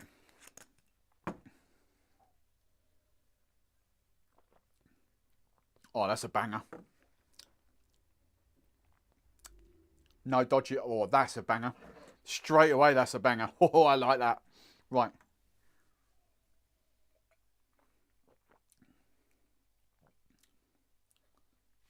That's nice, but way prefer that so far. Way prefer that. Right. Oh, that's a banger as well. I don't know how to guide you on this. I thought this was going to be an easy, which one's the best? It's not, because all three of these are different. And I hadn't really encountered that in my head. It depends what you like. Right, here we go. And I'm going to get on to Steve-O's rum, the Trinidad rum, in a second. It literally depends on what you like, okay? The Keeprs is really nice, but think of it as, especially in the UK, it's your traditional spiced rum. So your vanilla, your cinnamon, your nutmeg, with a little bit of sweetness in there, a little bit of caramel, but vanilla, cinnamon, nutmeg, that kind of profile, but equally balanced with honey.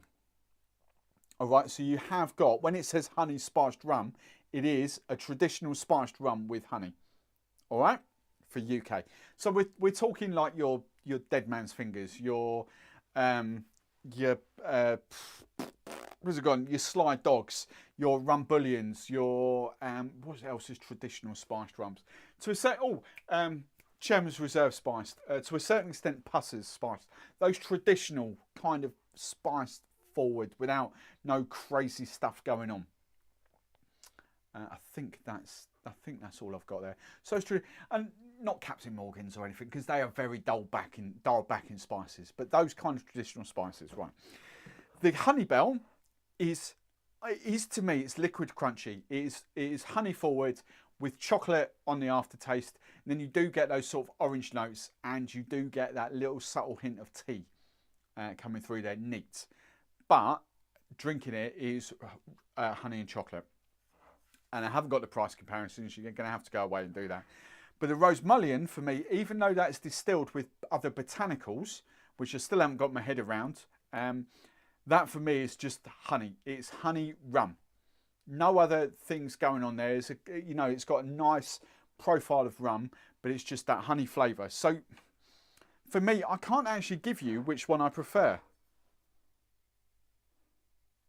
I think.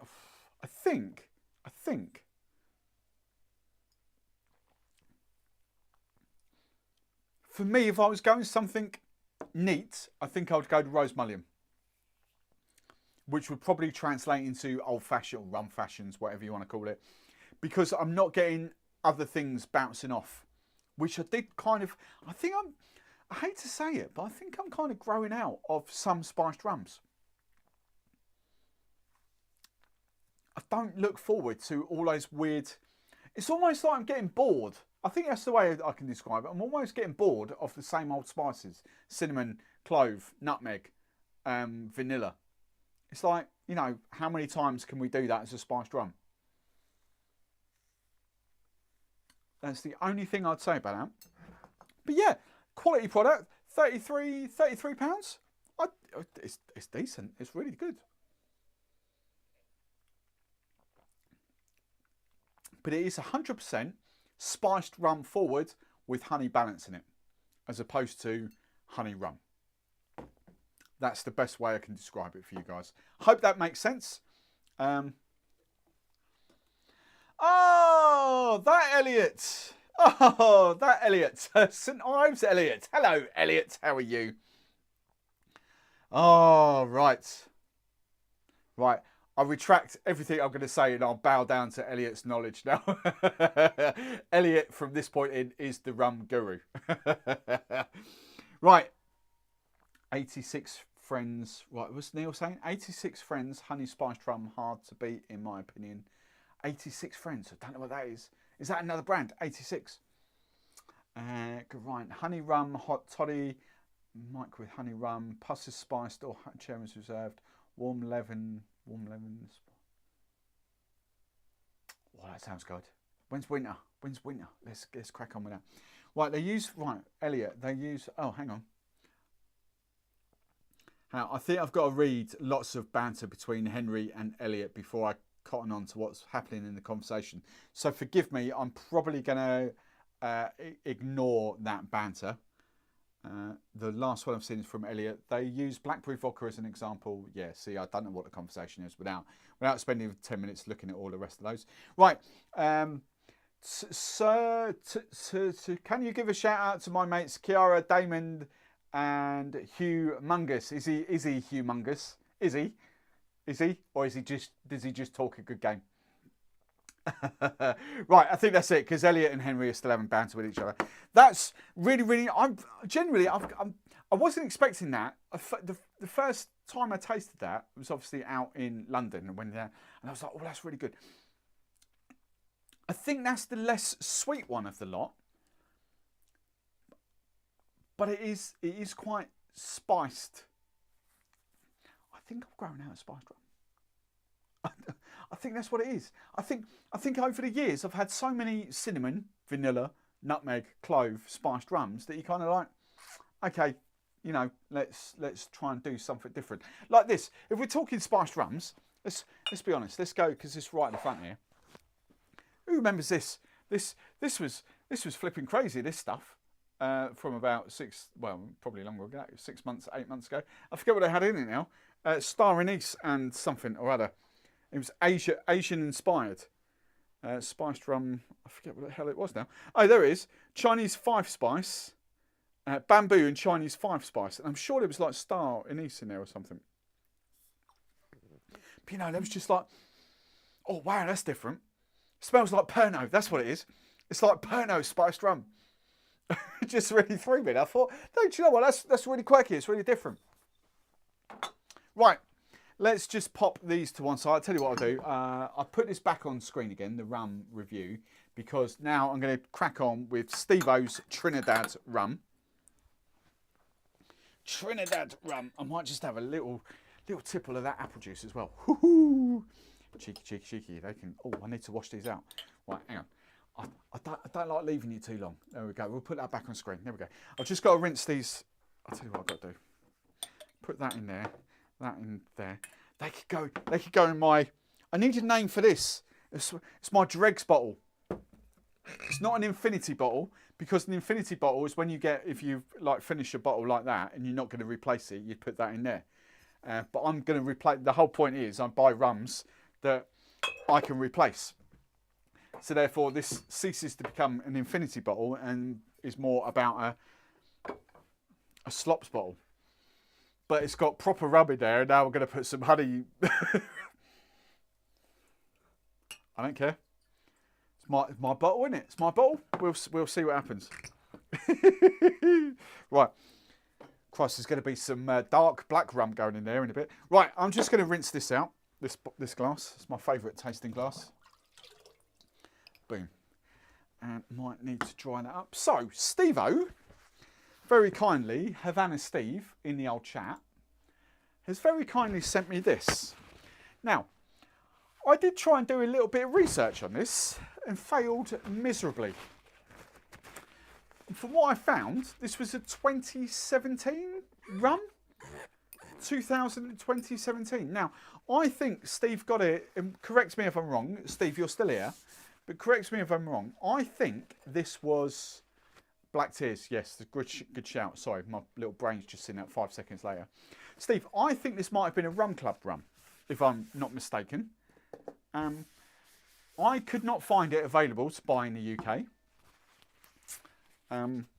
So I'm going blind, but he's put it in an Equiano bottle for me. But all I could really find from this, sorry, put it down. 2017, this rum was, which I didn't really realise. So we're going to go for it. So basically, Cane Island. The only bits I could kind of gather from Cane Island, they are essentially another company like Plantation. And I don't know why I'm pointing to it. You can sort of see it through. So Plantation, basically, to sum up, obviously buy up rums from other countries, blend them and age them themselves, sort of thing. They have got their own distilleries, yes. They've got the West Indian rum distillery in WIRD in Barbados. They part own Long Pond and Clarendon. Is that right? Yeah, Long Pond and Clarendon in Jamaica. So through National Rums of Jamaica, they've got share. They own a third of National Rums of Jamaica, which then owns, I forget which way round it is, all of Long Pond and like a third of Clarendon, or the other way round, all of Clarendon and a third of Long Pond. I forget which way round it is, but they sort that. So Plantation do that. Now, Cane Island, as far as I'm aware, are another one of these brands that buy up loads of rums and then blend them and bottle them and then sell it under their name. Okay, so Cane Island is the brand. Trinidad. We can roughly assume, as this is an 8-year-old rum in 8-year-old rum 2017, so 8-year rum 2009, we can assume pretty 99.9% sure this is an Angostura rum, which gives me the ideal opportunity to test it side by side to Angostura 19. Steve, I don't know whether you've cottoned on to that. But that's because the only other distillery on Trinidad was Coroni, and Coroni's long gone. And to be honest, if it was a Coroni rum, it'd be a damn sight older than 8-year-old, right? So we have to assume it's Angostura rum, and we have to assume as it's 8-year-old, which is give or take pretty much Angostura 1919. So has Cane Island changed it in any way? Have they blended it differently? Have they added any sugar or that? I don't, because there's absolutely zero information out there about it. I think I did add it on the old app, the Rum X app. Hang on, samples. Did I do it? What's it called? Is it under Cane Island? Where did it go for? TDL Cane Island. Right, so 9 people have reviewed this. TDL Distillery. Angostura. Right, here we go. Cane Island, 8-year-old. 40. See, this is the difference. I think this is 41% ABV, but it's listed here as 43% ABV. I don't know what the actual ABV of this is because I've not got the bottle.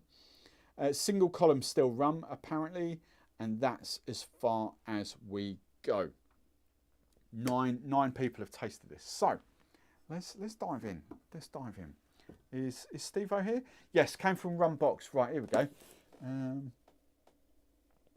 Kevin Stuff of Legends. Right, let's count. If you like spices, I love to dabble in Havana Cuban. Do you know what, James Brooks, I have to, do you know what? This isn't my go-to by a long, long way. It's not my favourite spiced rum. But when I was down in Brighton, and I did publish this to YouTube, when I was down in Brighton, I was at Shelter Hall, which I love Brighton because it's so easy to get to from Cambridge, direct tram. The only rum they really had of any note was that or normal Havana, and I just fancied a rum and ginger, Canada Dry. That's all I fancied, right? And do you know what? I had some of that with some of that, and do you know what? I was happy as a pig, and that was just the sun was out. It was like sort of 6, 7 o'clock at night. The sun was coming down. Do you know what? Havana Club, Cuban Spiced with ginger ale. That I would have quite happily had 2 or 3 of those that night. Go crazy, push the boat out, Barman. But yeah, sometimes I could be a bit too critical on spiced rums. You know, that was a really, really good drink. Cuban Spiced and ginger ale, loved it. So, right, let's catch up with some of these. Gus MC, what will you do? Will you fill up your dregs bottle? I don't know. I haven't got that far yet. Do I sample it every sort of week, or do I just fill it up and go from there? I don't know. It is very much a dregs bottle. I don't know what I'm going to do, because it's going to end up with everything in it. Isn't it? It's going to end up with dark rums, spiced rums, honey rums. What's in there? Column still rum. So there's Angostura. There's Flor de Carne in this. There's Guatemala. There is actually Guatemalan Belize plantation in there. I don't know. Might auction it off. see if we can raise some money for charity. Like, see if we can get 500 quid for it. 500 quid. Be lucky if we get 5 quid. Right.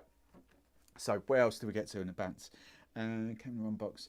Elliot, Black Tears, and the idea of dry spice is really cool. Really cool. Yeah, Elliot, I will slide into your emaily DMs tomorrow. I think we'll get this. We'll get this going. Got mine for the craft rum box. Right, okay, here's the question. Claire and Steve, when did you get it in your craft rum box? Because as far as I can tell, from all the research I've done, this is definitely a 2017 bottling. Okay, it's a one-off from K-Night. It's not even, they haven't even got any more to sell. It was a one-off bottling. So I'm assuming it's the boxes have bought up basically old stock. That's what I'm assuming. I don't know. When? So when did you get it? Right. I tell you what, I'm going to enjoy going, Elliot and Henry, I'm going to enjoy going back through your conversation later. Nick, enjoy tonight. I've had a dump. Thanks for sharing. I've had a dump in my hurricane glass. I don't think I could do that in a hurricane glass, to be honest. It needs to be like a punch bowl. I've got a big bum. I don't think I could be that accurate in a hurricane glass. So uncouth. How many viewers did I lose then? Oh, I've lost about 4 straight away. Oh, brilliant. Right. I've had a dump in my hurricane glass of pineapple juice, Havana 3-year-old white rum, and the rest of my chocolate and orange. Good slug of my allspice rum. Okay. Right. Educate Steve on 86 Friends Honey Rum. Bottle says 43%. Okay, cool. Cheers, Steve. I have Cane Island and the Angostura 7, which I love. The Cane Island's more pepper bite. Right, okay, cool. Let's go for it. Last month. Okay. See, last month, which makes it... So, right, okay. I'm convinced this, Trinidad 8, is a 2017... I don't know whether it's even on the flipping... Hang on, you're going to get my ugly mug now. I reckon if I zoomed into that, which I can't, but I've got the picture on my other laptop, I reckon I'll get the year. But definitely, as far as I can make out, 2017. So yeah, interesting. Right, let's get on. Oh, it's quite dark, isn't it? It's about half, a little bit more. I can afford myself a little bit more. Nice, that'll do. Let's put the old lid on that to revisit. Right then, so let's go through and do the old tasting. See if Steve-O agrees with me here. Right. Cool. That's quite... do you know what? That got me with Angostura last week, or the week before when I filmed it. It was like really kind of punchy molasses in your face. And then because it's column still, it's so light to drink. Right.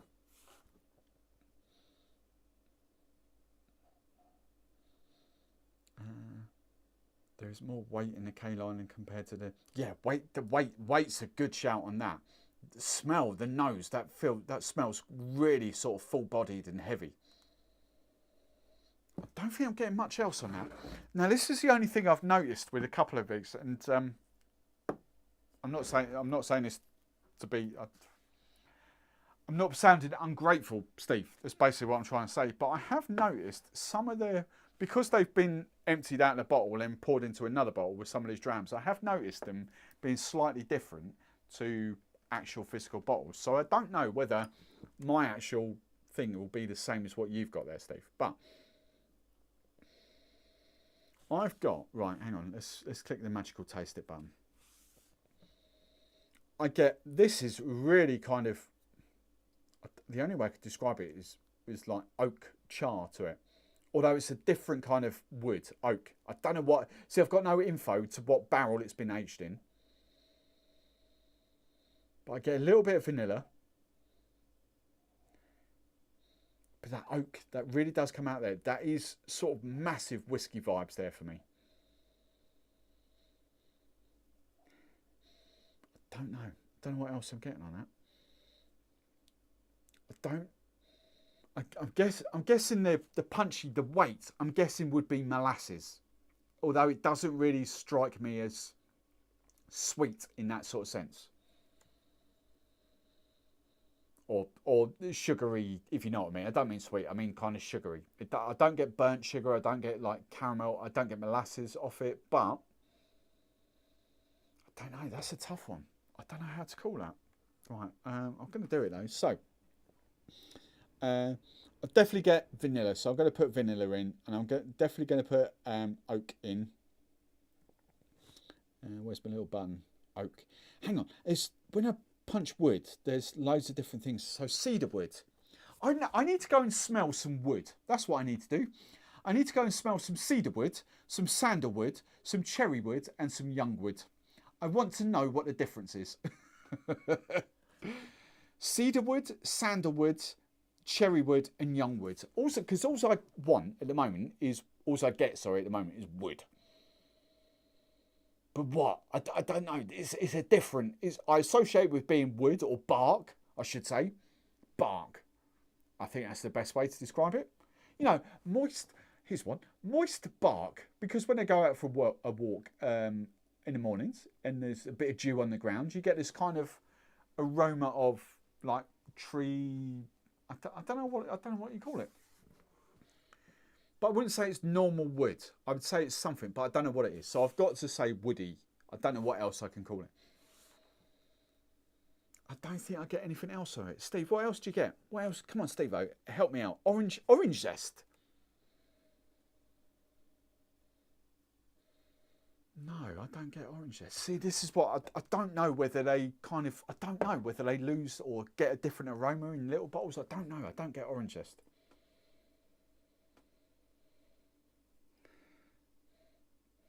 Don't know. I don't think I could put anything else in there. Don't think I could. What else? What have I put? I've put vanilla and woody. It's something else, but I don't know what. I'm just going to leave it there. I think I'm going to leave it there. Right, fruit. 1 maybe out of 5. I don't know. Floral, nothing. Nothing out of 5. Spices. Because of vanilla, I'm going to give it a 1 out of 5. Woody, I'm going to give it a 2 out of 5 because I do think it's quite woody. All 3, no, 2 out of 5 for woodiness. Roasted. I wish I knew what that was. There's something there and I can't quite pick it. It's that funny. I'm calling it woody, but it's something variant of wood. Neil's retracting a lot of his messages. Peach, Steve. Peach. Orange zest on the taste. Peach. Claire's got peach. Okay. Is that on the taste? Right. Right. Roasted, I'm going to go for 1. And rounded, I'm going to go for 1. I don't think I could do anything else in that. Right. Let's get on and taste. Oh, I haven't done the colour. What's the colour? Oh, what? Colour. Oh, it's quite dark. I'm going for burnt. Oh, mahogany? No. I'm going for burnt umber. Dark on the darkness scale. I think that's it looks closest on my phone. Right, let's go into the old tasting. Right, here we go. Let's refresh the palate. Right. And the only other I've got Angostura 7 here as well. I haven't got the 18. I've got the 18 somewhere here actually. So I'm having flashbacks to some Rum X. I've got a notification on Rum X. What's my notification on Rum X? Is someone saying hello on Rum X app? Right. I have got an Angostura here somewhere. There it is. The 15-year-olds. Yeah, there's no point comparing it to that. 15, 17, 87. Yeah, there's no point doing it. Right, let's go in for the taste.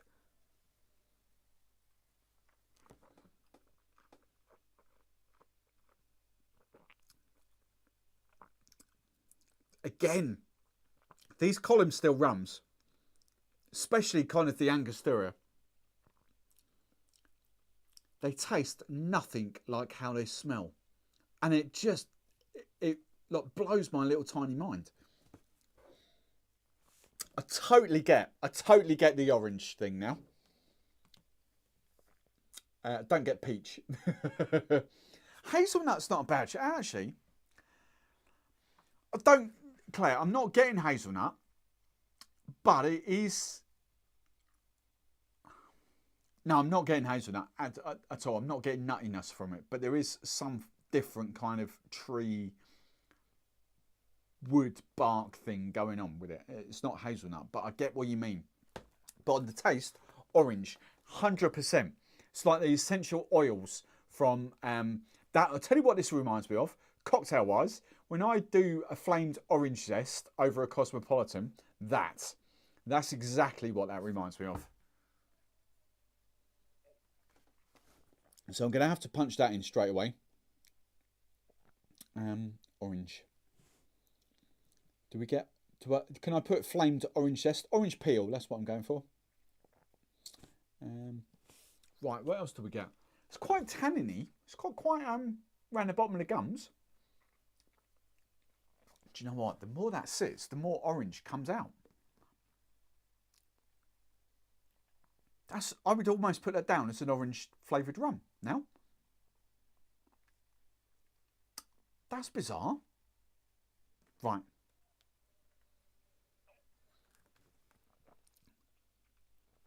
It is quite... Now, I'm going to say, again, I need to work this through in my head. I'm going to say syrupy, and I don't mean syrupy. It's kind of thick. It is very... It's light, but full-bodied. Sorry. I know that sounds bonkers. It's a light style of rum, but on the finish, it's so thick, so full-bodied. I totally agree with what Steve just said there with depth. Totally agree with that. I'm just getting like the real kind of orange, the orange peel. For me, that's completely taken over everything else. What's anyone else said? Let's just have a little click of that one. What others have tasted? Molasses, yellow fruits. Banana? Pineapple? What's yellow fruits? Lemon? I've never seen that before. Yellow fruits. What are yellow fruits? Banana, pineapple, lemon. I don't trigger any of those. I don't know what yellow fruits means. Definitely don't get any of those. I can't think of any other yellow fruits. What's the yellow fruit? I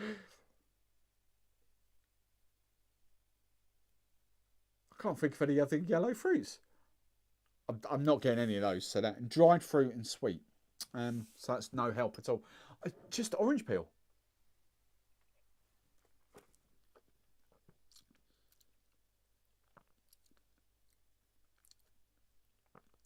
Oh, a little bit of spice on that one. Oh. I wouldn't say it's got layers. I wouldn't say it's like a Lost Years where you literally get different layers bouncing off. But it has. It's a journey.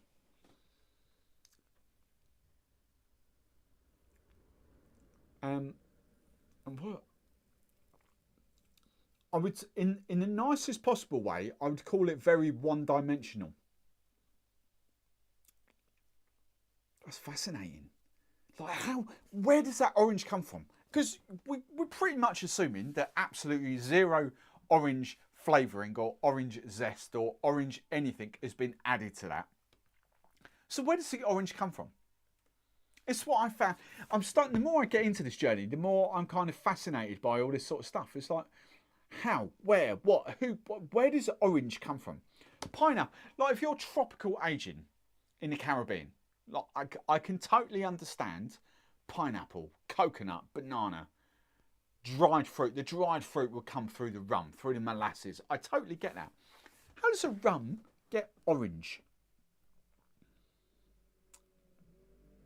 Yeah.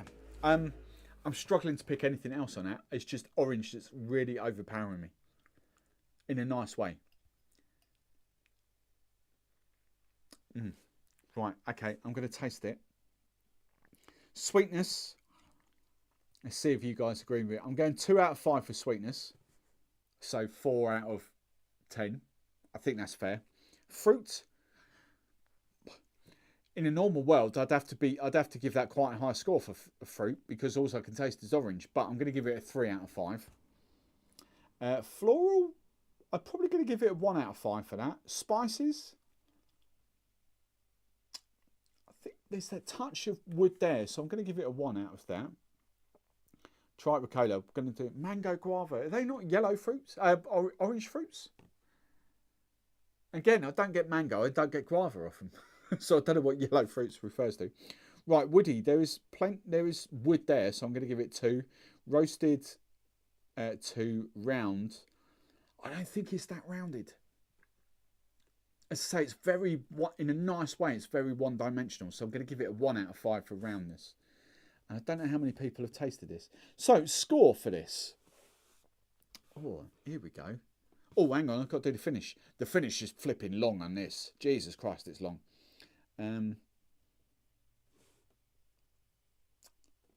Right, score. So, 60 to 69 is average. 70 to 79 is good. What's the next one? Very good. Is it very good?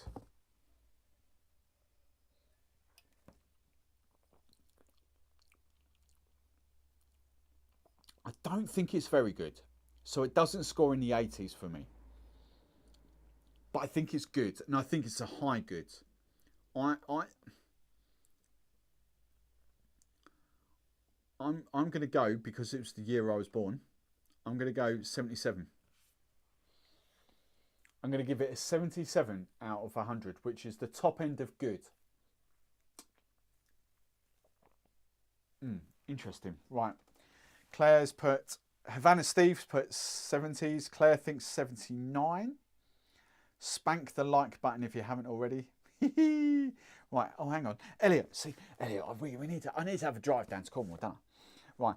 A lot of these aging processes and flavours it produces doesn't just come from wood type of the barrels, but outdoor climate. Yeah, see, that's what I mean. Right, so Elliot, that's I totally get that, right?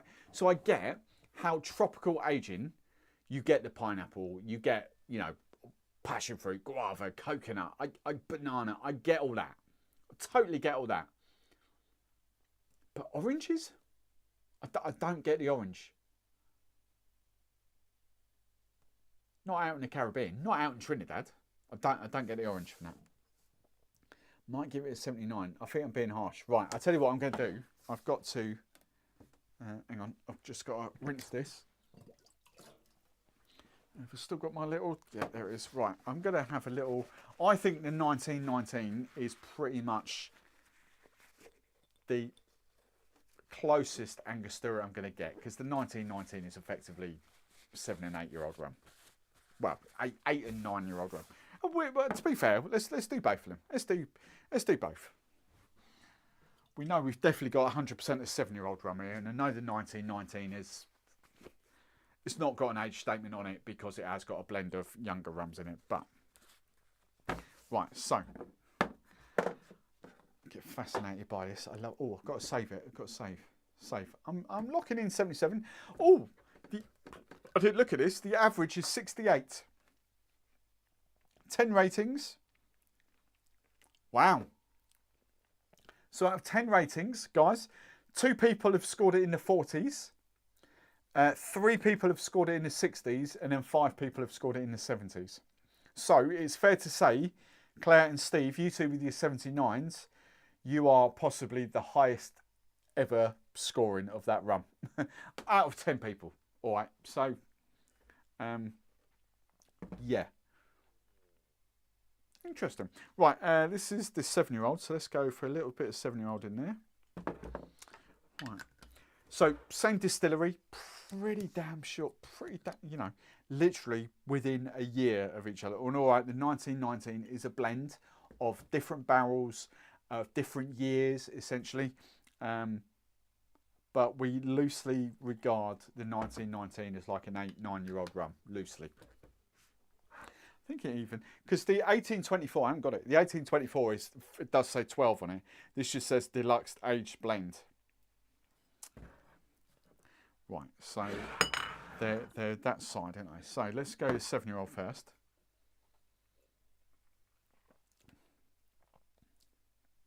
See, I flipping love that 7-year-old. I absolutely love that 7-year-old. See, from that I get, so for me, I don't know what right, hang on. There needs to be a quick way of comparing these. Let's go, can't compare the samples, but if I go to experience, I can. Right. What's it? Angostura. Angostura, right. Oh, flipping Nora. Where is it? There it is. Oh, have I not rated it? I didn't rate it when I did my video. That's a bit annoying, isn't it? Yeah, the Angostura 7-year-old is a belter for me. Love it. Tropical notes. Plenty of coconut, plenty of pineapple, lots of pineapple. Bit of caramel coming off that. Tiny, tiny bit of wood notes. Just seeing what everyone else has put. Right, woody, plum, raisin, coconut, caramel. No one's put pineapple. I get a ton of pineapple off it. No one's put pineapple.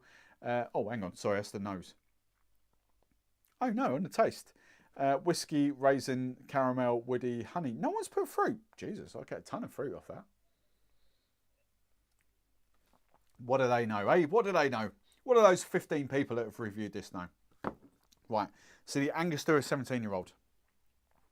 17. Angostura 7-year-old. And this is the 1919.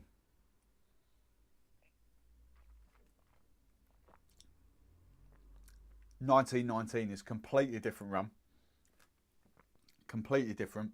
Less fruit forward. The 7-year-old has got a ton of fruit for me.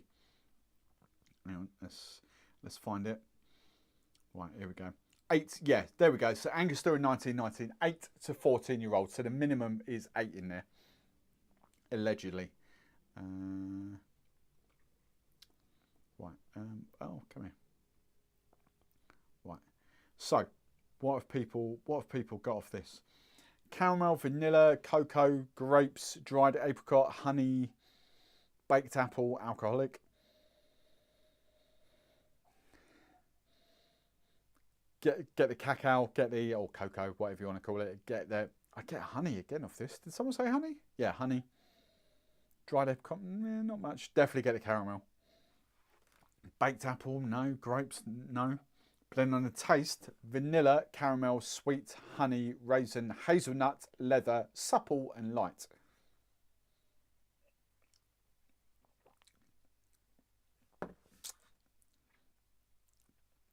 See, the more I go into this rum journey, I came into this rum journey, right, being brutally honest, as an English style of rum, blended, molasses based. I'm still molasses based, to be fair. That was my thing, right? The more I go down this, right, and all right, Angostura still technically is an English style of rum. But do you know what? I flipping love the column still with the sort of Spanish fire. You really can't class rums like English, Spanish, and the more I've done this now, you can't. You really it's bad to do English, Spanish, and French style. All right, French is easy. French is agricole through and through. But Spanish versus English style, especially when you've got column stills that are like that, I love the layers of a multi-country, multi-island blend from like Lost Years, from the these guys. They've got no name. The Forza and the let's get rid of that off screen now. Hide. So the Forzas and the Lovers. What else? What other blends have we got? The Black Top, for instance, is a blend. I love the complexity, the different layers coming off there. But you know what? Out and out, just column still rums, so light. You know, the Cuba has really kind of converted me. But that video last week really blew me away. So the 7-year-olds effectively. So the Angostura 7-year-old, the Guatemala and Belize, and all right, it's got a younger rum in there. But the Guatemala and Belize, the Abuelo, which actually was my least favourite, and the Flor de Carne. You know, Flor de Carne 7. But that for me, I think Angostura 7. I love this. Right. My 1919 is out of my bar. James, I'm from up north in Lancashire. I haven't been to Cornwall for a very long time. Used to go a lot as a child. Is that Model Village? Oh, everywhere. Mevagissey. No, where's the Model Village? Mevagissey, surely. It's the only Model Village. Oh, hang on. The train. I know what you're talking about. I don't know whether it's still there, but I'm pretty sure I know what you're talking about. Yes. We need to meet up then, don't we, James? Come down there. Elliot, can't recall one. Elliot's obviously a youngster. 40s, they don't know shit. Those who give it 40 must be DMF fans. that's mind you though. You say that, right, Claire, Steve? You say that. Predominantly, the people that use this app are mainland Europe, and bearing in mind they haven't got the ton of spiced rums we have in the UK, right? So the more I dive into this, the more people that do this reviews are proper rum. And you can track what they've reviewed, what they drink. They are like proper rum heads. You know, there ain't many spiced rum fans on here. So you know, everyone's got a different palate. I totally get that, but I trust this more than I trust other review sites, should I say. My palate is more in line with most of this so far, except for a couple, than other well-renowned rum reviewers, I should say. Because I've read a few of them, I've looked at a few of them and thought, nah, absolutely no chance. Some of the rums they've given, all right, I've agreed with some of the rums they've given 4 out of 5s and 9 out of 10s and that, but some rums they've given 2.5 out of 5 or 2 out of 5, and I thought, do you know what, they're really, really good, and they're just purely slagging them off because they're cheaper and not like your 60, 70 pound 4 squares. So you can kind of read between the lines there a little bit. There's a little bit of favouritism going on with some of the rum reviewers, but on the whole with the Rum X, I agree with most of them, to be fair. Yeah, I do. Right, James, I'm going back over 20 years. James, I know exactly what you're talking about, and I'm pretty sure it's still there. And there's one at Mevagissey, and I'm sure there's another one as well. The Mevagissey was the train one as well. But yes, I forget exactly where the model village was. Oh, Jesus Christ. If Mum's watching, Mum, if you're watching, if you're listening, come through. What was the model village called? I used to go all the time, and I know it's still there. It has to still be there. Has to be. Right, anyway, let's move quickly on. Henry, I've been sent a 10 cl of Aluna coconut. I want to try it neat in a cocktail. If you could try it with one cocktail, what would it be? 10 cl? I was like, and in a cocktail? That's not much, is it? 10 cl's, not 10 mil. Honestly, look, the Aluna coconut. Right, so here's where I'm going, Henry, with Aluna coconut, and I think you'll appreciate this because I think you'll get exactly what I'm saying. So, when I do cocktail masterclasses, and I'll get it out.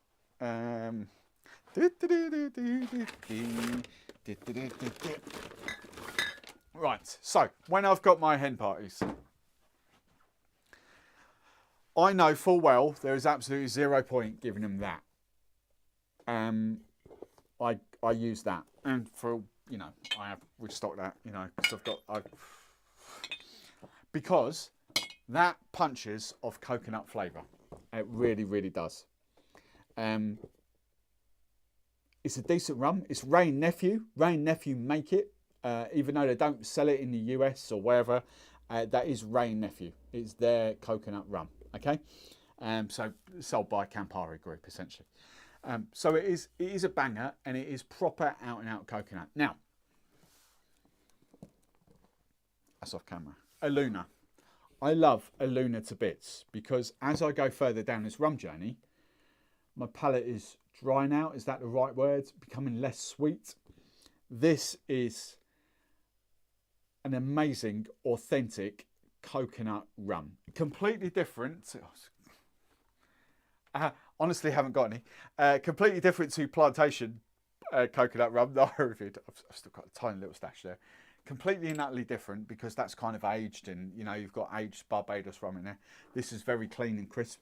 So there is a cocktail that they had on their Instagram page that I replicated, and it was that coconut and banana sour. Coconut and coffee banana sour. And I did it on my channel, and the recipe's there, and it was amazing. Absolutely amazing. I forget what was that. I'm sure it was called coconut, banana and coffee sour. I'm sure that was the recipe. That was stunning. But the only thing I struggled with, I had to use coffee bitters because they made a coffee reduction, so it was crystal clear. So it was just essentially a yellow sour. You know, there was no dark colours from the espresso. So the only way I could kind of replicate it was with coffee bitters, wherever my coffee bitters are. They're here somewhere. Doesn't matter. Those ones. No, I don't know where they are. I've got coffee bitters here somewhere. But that was really good. I wouldn't waste that in a pina colada or that sort of style of drinks. But that coconut and coffee sour was immense. Truly, truly immense. Look on their Instagram page and you'll see the proper recipe. I just had to fiddle about with it because I'm not a mixologist. I'm not going to create a coffee reduction to make it crystal clear. But that was banging. So yeah, neat sipping for me. I mean, it's gorgeous. It's gorgeous. It's lovely. But if you're the sort of environment where I do the hen parties and the cocktail masterclasses and pubs and bars and all that sort of stuff, you are just going to sell more of that than you are that, because that really pops a coconut. So that's the difference I'm trying to get through to you. But it's gorgeous stuff, that. Right.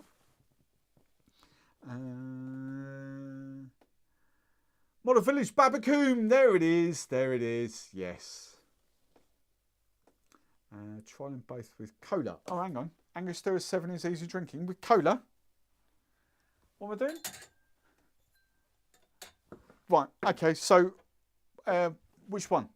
Angostura 7 is easy drinking. Try them both with cola. 7 is lighter. Right, okay. So I'm going to finish up the rest of your... well, I might as well anyway, because I can't get it anymore. The Trinidad 8-year-old. So there's 15ml gone in there.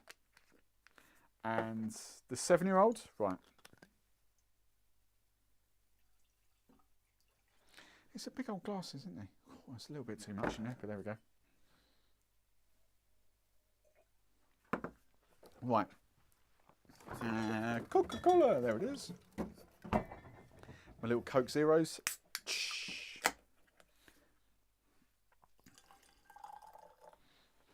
That'll be about right. That'll be about right. Lovely, jubbly. Right.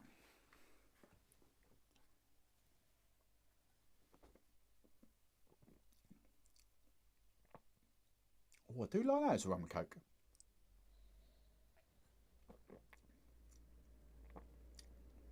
Oh, I do like that. The Trinidad, that one. The one Steve sent me. This one. That one.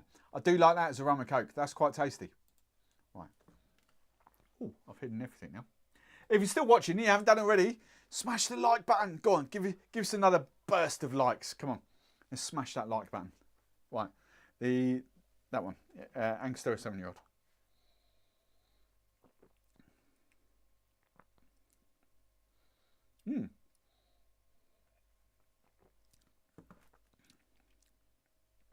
That's a really light rum and coke, and I do like that, but I actually prefer that as a rum and coke.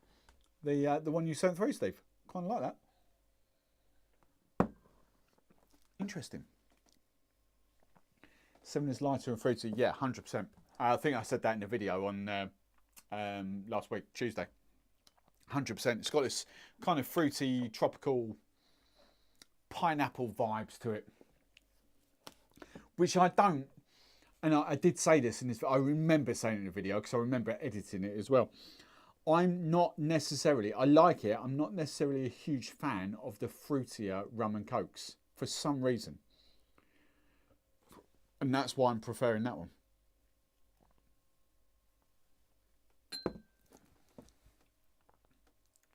If I was going to pick two, and I do like that as a rum and coke. But if you gave me 2 rum and cokes and said, right, pick one to drink, and I'll have the other one, I'd pick that one. I'd pick the one that Steve sent through to me.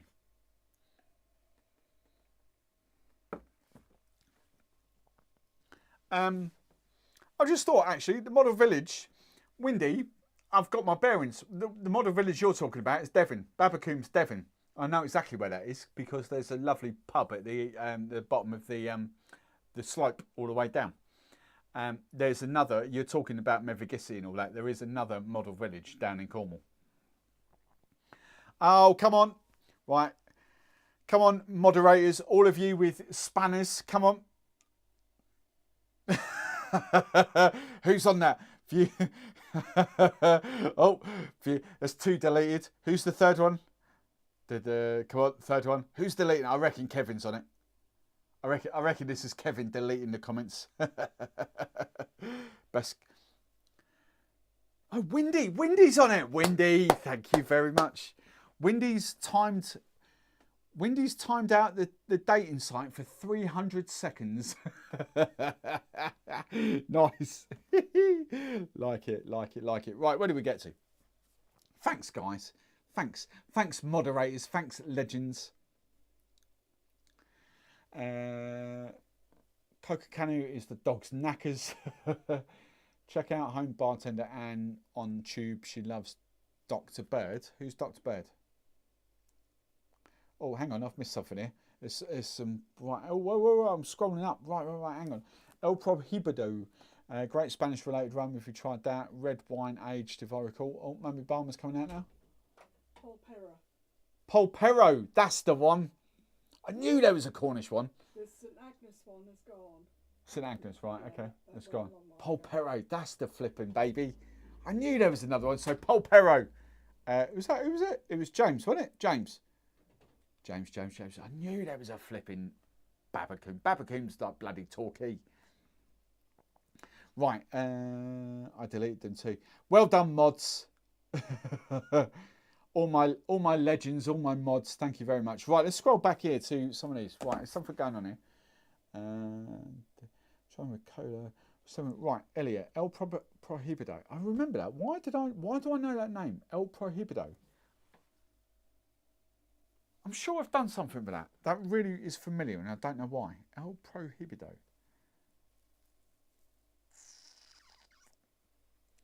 If you like rum, you've got to love Angostura 7.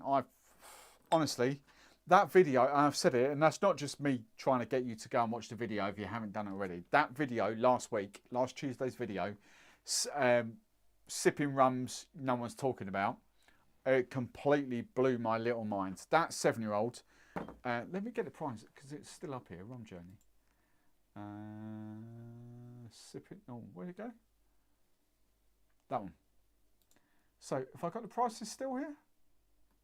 Yeah, there we go.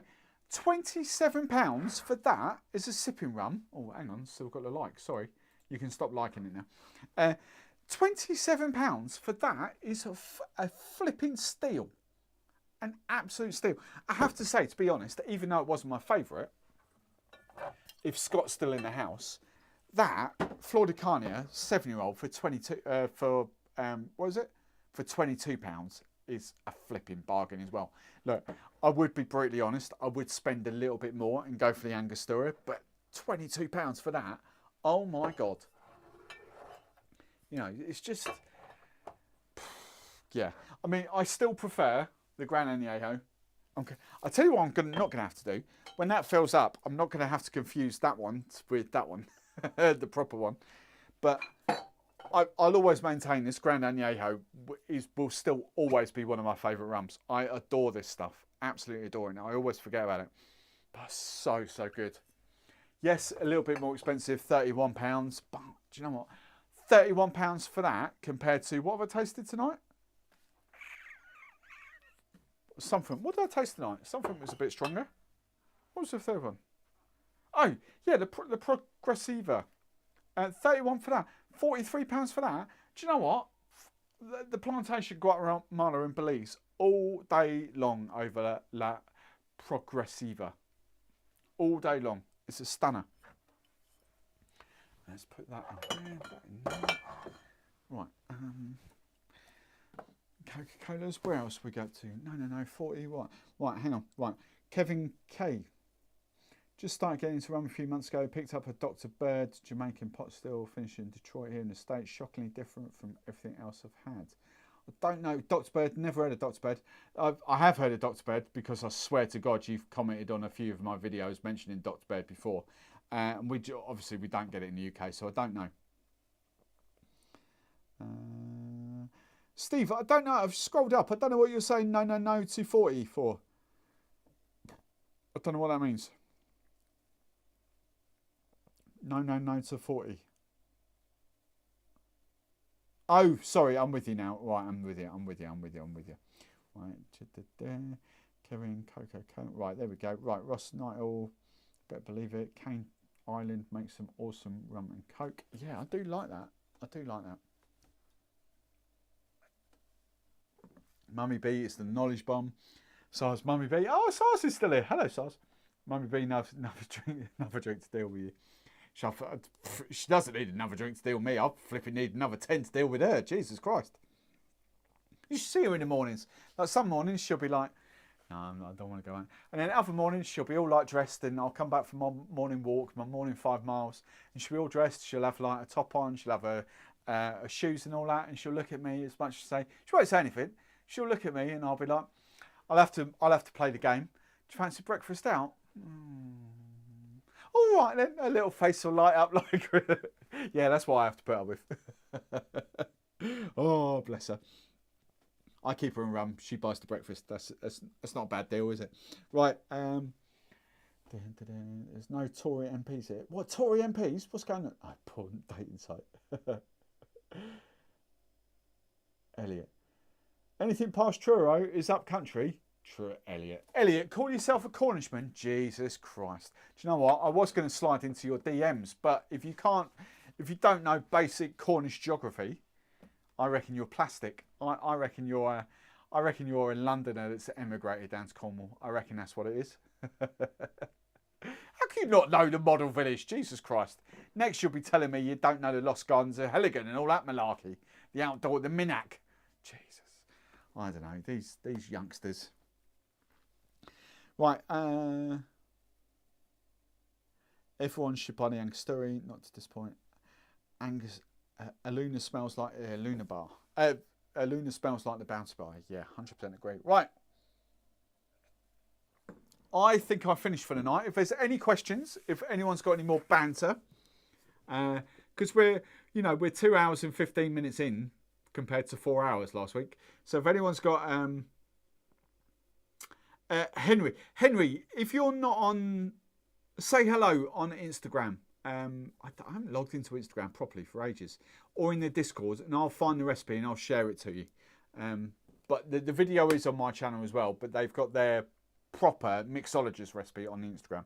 So say hello on Insta or whatever. I'll stalk later tonight. I'll stalk my message requests. Is that the one as well? If you're on Insta, and I'll share the thing with you. But it's a banger of a recipe. I promise you, it was so good. Right, Lost Gardens growing pineapples. Hey! Right, Henry said that. Looking for that video tomorrow. Thanks for the tip and info. Aluna smells quite cocoa heavy. Can't imagine more. Aluna smells coconut heavy. I'm assuming that's what you mean. Aluna is probably the most dialed back coconut rum. Henry, to be fair, actually, you're in, I forget where you are now, Germany, aren't you? Trust me, Aluna is the most dialed back coconut rum we get in the UK. That is Aluna times 10. And to be fair, even the plantation coconut, the cut and dry, it's a different style of rum. But I promise you, the cut and dry is even more coconut forward than the Aluna. The cut and dry is so good. Oh my God. So good. But Luna's gorgeous, but it's subtle, very subtle coconut compared to what we get here. James Brooks, have you ever contemplated making your own rum? If so, what kind of rum would you like to create? Oh, that's a banger of the question, James. That's a banger. Right, have I contemplated making my own rum? No, because I haven't A, got the skill set, B, got the money, and C, got the distillery to do it in. So, I haven't. But many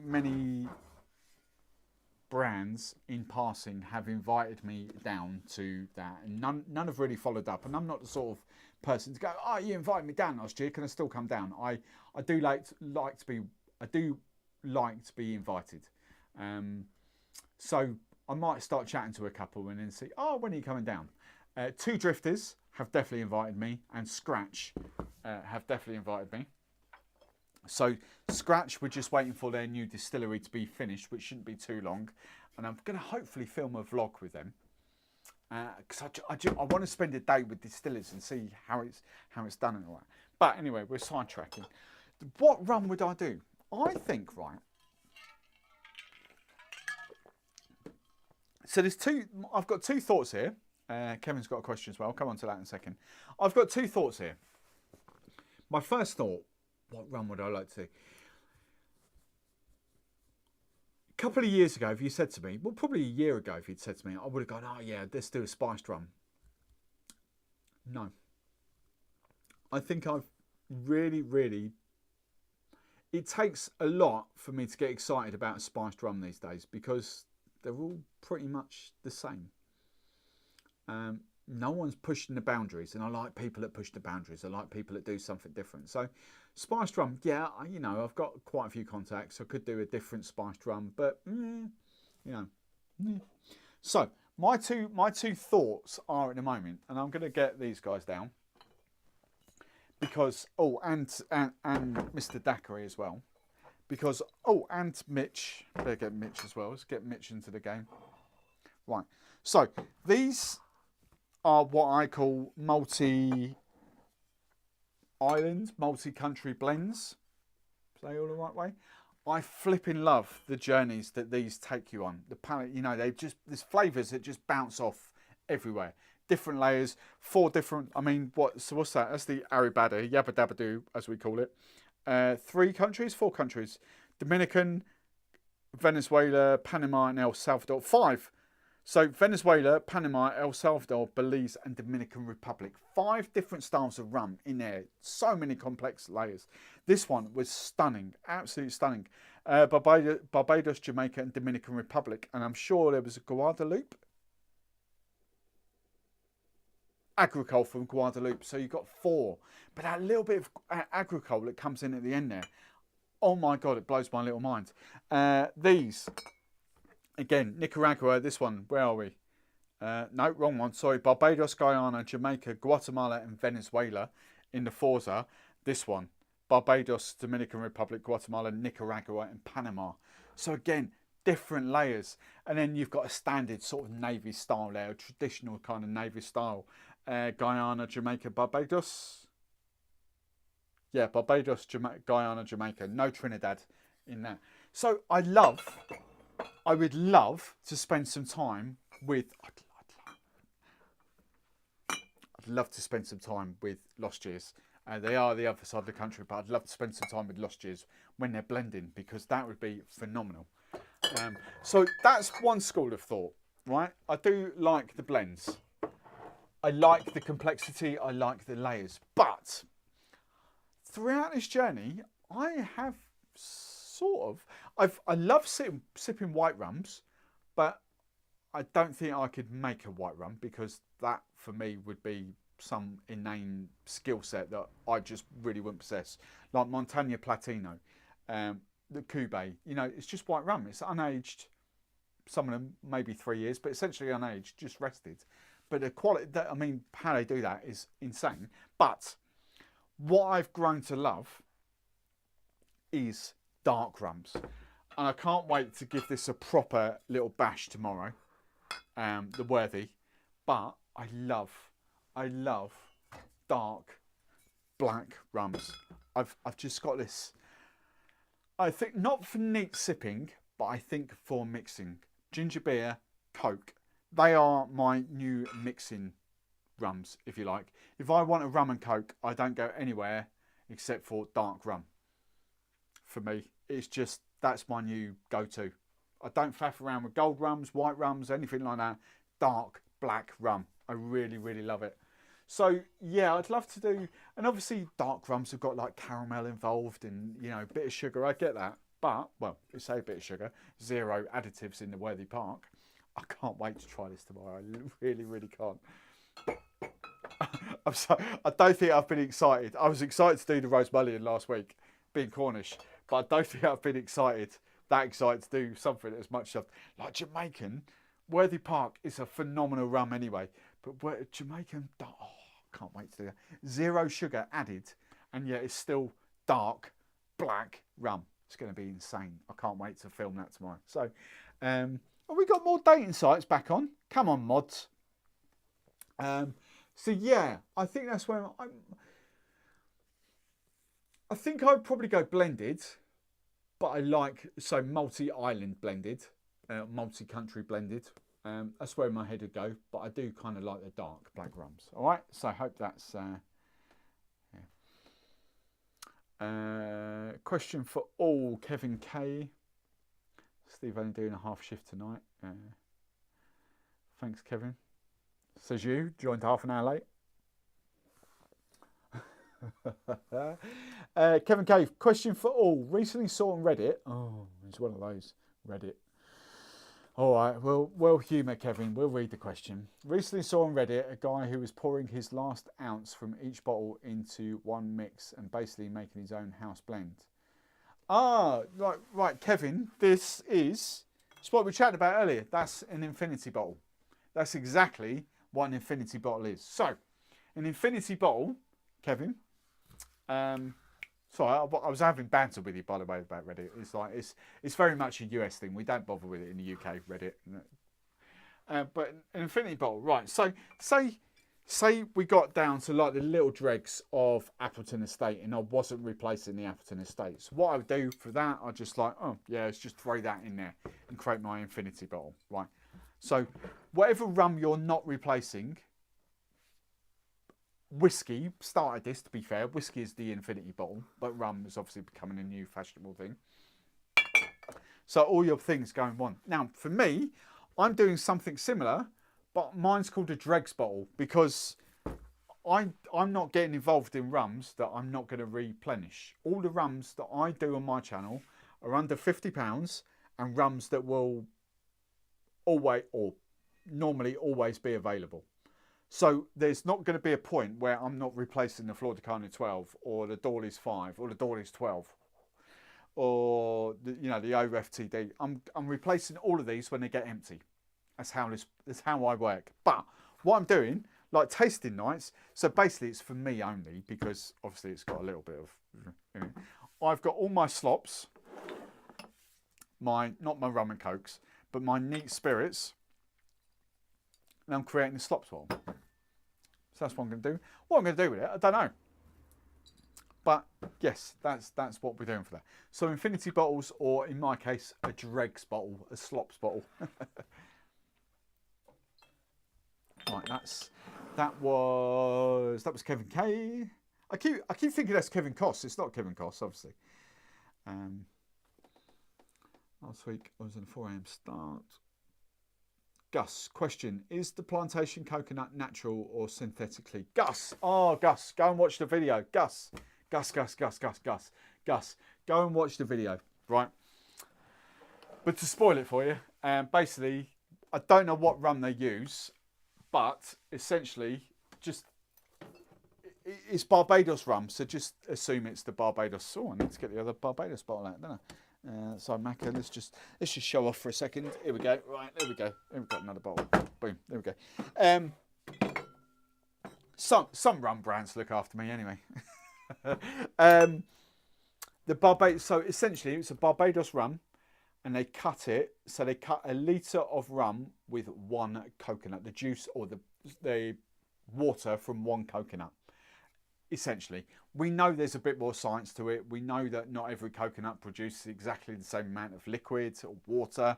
So we know that bit is not exactly true. But it's basically what they've got essentially is like a 60, 70, 80% rum. The calculations I've roughly done, it would be roughly about 73, 74% rum, give or take. They've got their Barbados rum to that strength, and they cut it back to 40% ABV with coconut water. proper coconut water. So it's proper coconuts, cracker coconut, they've got all that. What they're doing in actual fact, they've got a big barrel of rum, Barbados rum.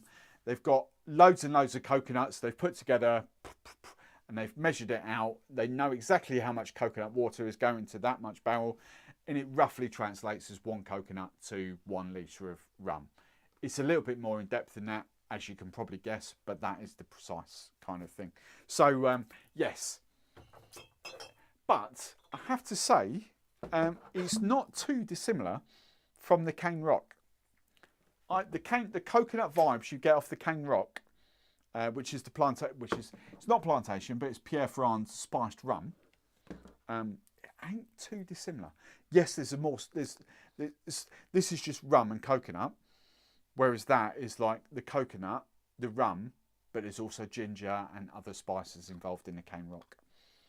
So it's not a direct comparison, but I fear if you go and watch the video, who was it?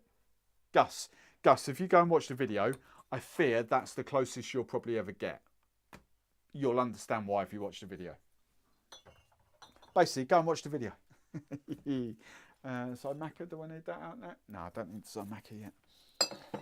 But that's...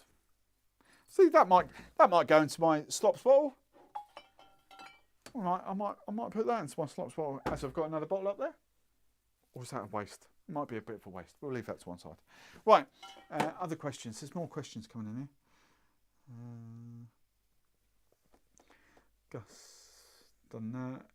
Here's your invite from me then, Steve. Yes, Elliot. Yes, let's make it happen.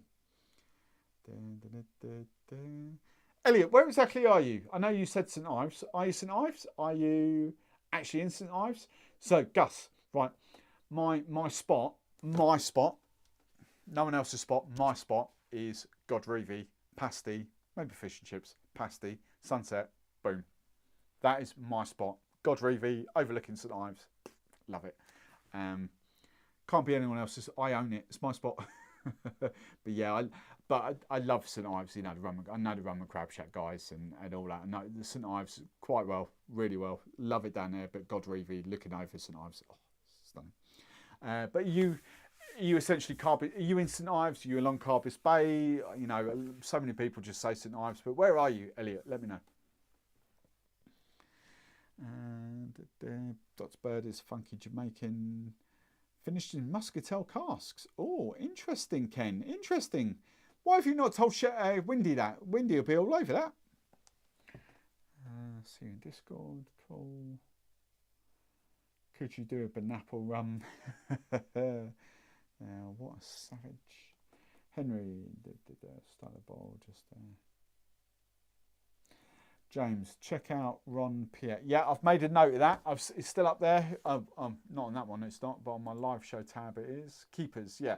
Ron Piet. And what was the other one? I've made a note of 2. Razzles, peanut butter and brownie. But yeah, Ron Piet, 10-year-old rum. I've made a note of. Kevin K, thanks for answering. It will take 2 weeks to fill that bowl. Worthy Part 109, superb. See, I've not tasted it yet. I've kind of like, what's the word? I'm waiting to taste it. I'm waiting for the video tomorrow, just to kind of get proper reactions. I don't want to go into it and go, yeah, I've tasted this before, and this is what like. It's kind of like, wow, yeah, it's not even cracked yet. I'm kind of from field. Let's just whet your appetite. So this will be next, not this Tuesday coming. Next Tuesday's video. From field to glass, Worthy Park 109 is distilled, aged and blended and bottled in the historic Worthy Park, Jamaican owned, made. Worthy Park's truly authentic Jamaican rum embodies the passion and perseverance of a small but strong community, using only our own molasses with fermentation up to 3 weeks. 3-week fermentation, Jesus Christ. To put that into perspective, fermentation time can be anything from 4 days typically to 7 would be pretty long for a lot of brands, but 3 days, 4 days, 7 days, the longest I've heard of, it's some of the Worthy Park stuff, it's somewhere like 2 or 3 weeks, but normal the longest one will be about 10, 12 days, sometimes 2 weeks. This one, 3 weeks. Fermentation is when you get all your molasses, your cane juice, whatever you've got. But the fermentation, you're turning that into alcohol. That bit, where it's bubbling away. 3 weeks. So using our own molasses and fermentation up to 3 weeks and distilled in 100% copper. I can never get this in the right order. Copper double retort pot still. Copper double retort pot still. I want to say it the other way around. Copper retort double pot still. That makes more sense to me. Copper double retort. No, because it's a double retort, obviously. Yeah. Ignore me. But yeah, 3 weeks. This is a blend composed of a combination of various marks of both our unaged and aged rums. Oh my God. 54.5% dark rum. Look at that. Look at that. And I'm so excited to try that tomorrow. So, it's going to be a belter. It's going to be a belter. Right. St Ives banging Pen Beagle. Oh, okay. Yeah. I know where that is. Kevin Mears question: when you get a new bottle, are you a kid in a sweet shop or are you controlled? Oh, I've just answered that. No? I'm like a kid in a sweet shop, but for example,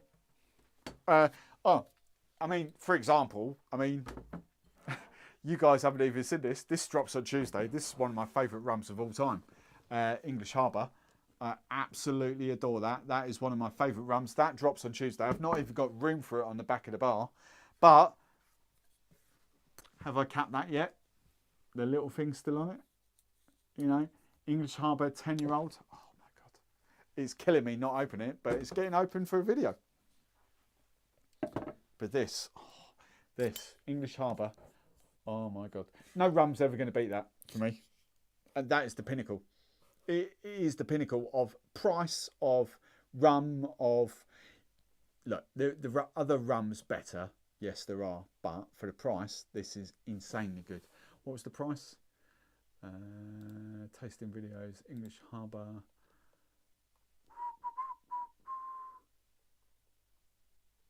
£31.45p. Bargain. That's your price. That ain't my price. That's your price. £31 for... English Harbour. Oh my God. I might just finish the night on a little dram of this.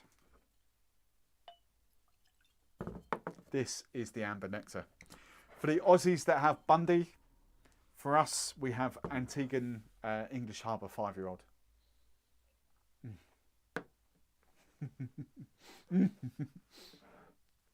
That is my go-to rum. Oh, I can't believe it took me that long to get it behind the bar, to be fair. Oh, it should have been the first rum I bought. I love it. Right, James, question. Going back to when you were saying a lot of spiced rums taste similar, out of your rum collection, which ones have taken you by surprise and taste unique?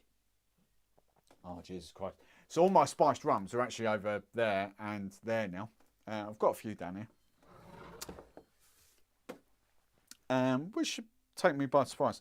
So, look, I will always big up Mr. Hurst. I will always big up Hursty because he's the flavour genius. He set me on my proper spiced rum journey when he launched Old J, when Sailor Jerry when Sailor Jerry essentially swapped their recipe over in 2009. Hursty came out with Old J, which was the old Sailor Jerry recipe. There's lots of Rum X notifications going on tonight.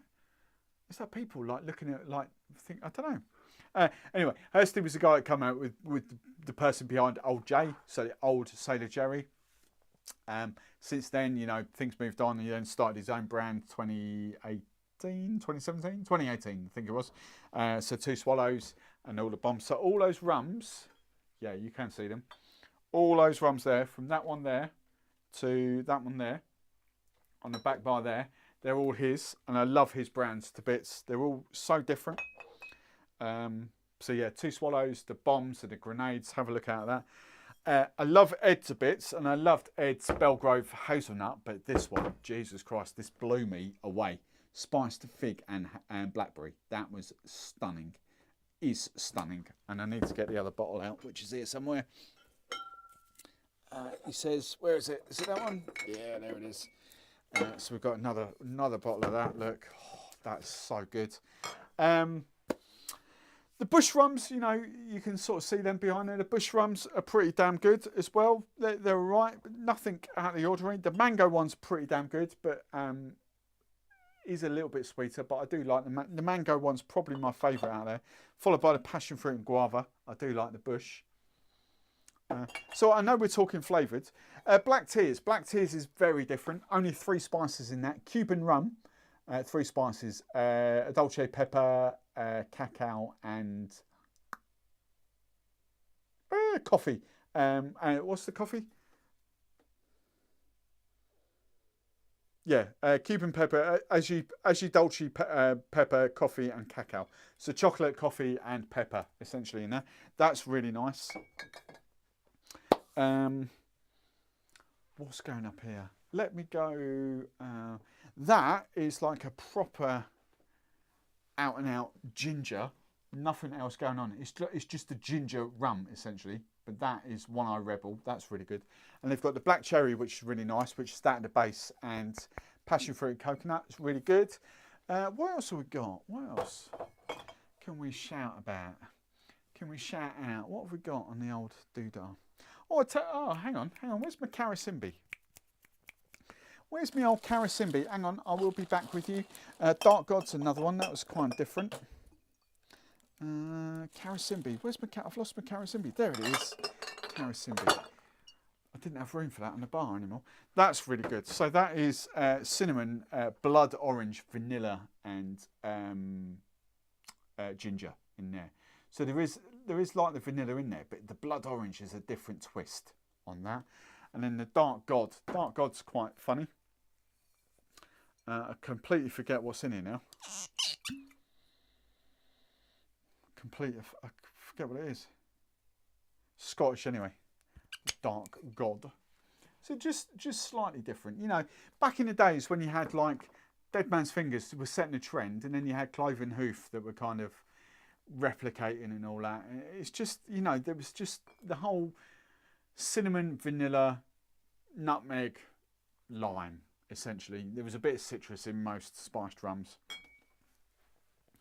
It's just like, you know, do something a bit different. Do something a bit different. And, you know, I will always big up brands like Chairman's Reserve, like Rose Mullion. They're just the 2 I've got to hand. I will always big them up because spicing them up are completely different to how, and Elliot, I don't mean this at you, because I don't know, we haven't got involved in this chat yet, Elliot, but for me, actual putting spices, proper real spices into a barrel and aging them is a completely different skill set to using flavour compounds, which a lot of spiced rum brands do.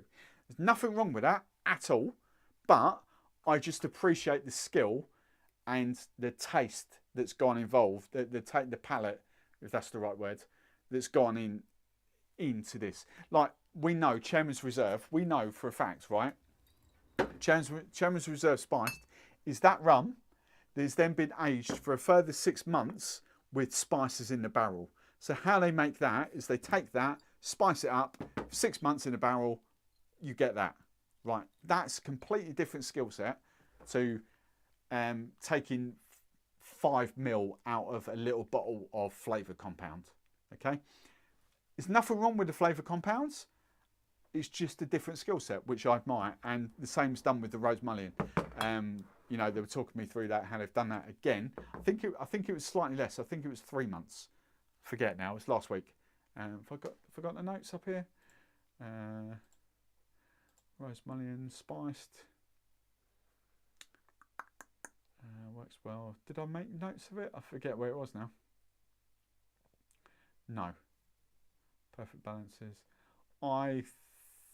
That must have just been from memory. It takes several weeks to spice. So, you know, 6 months you've got in there several weeks. So you're still talking 2-3 weeks of spices in a barrel to get those spices, which is a really good skill set. You know, I could do it. Right, that's that. Mind you, I don't distill either, so I'm not the best one to say that. Right.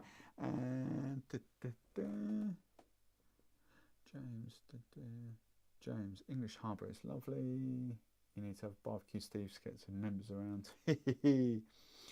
Elliot, will you branch out into cachaça? I haven't branched out really into agricole yet, let alone do cachaça. Maybe. I might have a cachaça, I can't even say it, a cachaça show. Essentially, you know,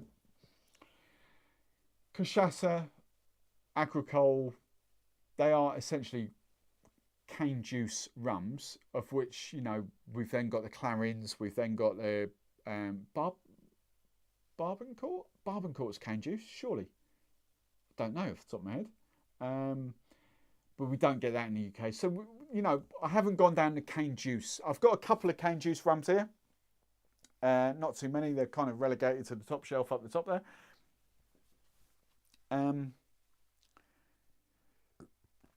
Yeah.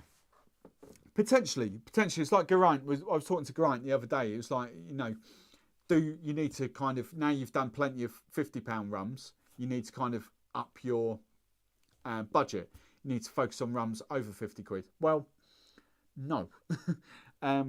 I get exactly where he was coming from, but the fact is there are just so many rums I haven't even attacked yet under 50 quid, and that's the purpose of where I'm going, because I don't want to quite get, I will get there, we will be hitting these 60, 70, 80 pound rums, but let's acclimatise our palates to 30, 40, like, let's bring it back, you know, 30 quid, well, no, less than that, 27 quid, 27, I'd buy £27, I would buy that all day long over, do you know what, it's really tasty, it is really tasty, but £27, £50 to 25, as much as I love that, that's £27, that's an absolute stunner, that Angostura 7-year-old, it's a stunner, it really is. So for me to hit those 60, 70, 80 pound rums, yeah, well, why would I when we're still at that level where that is a stunner? When that ceases to become a stunner for me, when I move on to rums that are, I think, wow, yeah, I would pay £70 for that over that. That's when I move on to those rums. But until then, no. Like we did that Facundo, that Bacardi, the posh Bacardi. Facundo, that was what, £90 a bottle. Absolute tosh. That was not, the Facundo wasn't even as good as the Angostura 7-year-old. So yeah, that's where I sit on that. You know, and I've got the Flor de Cagna 18-year-old up here.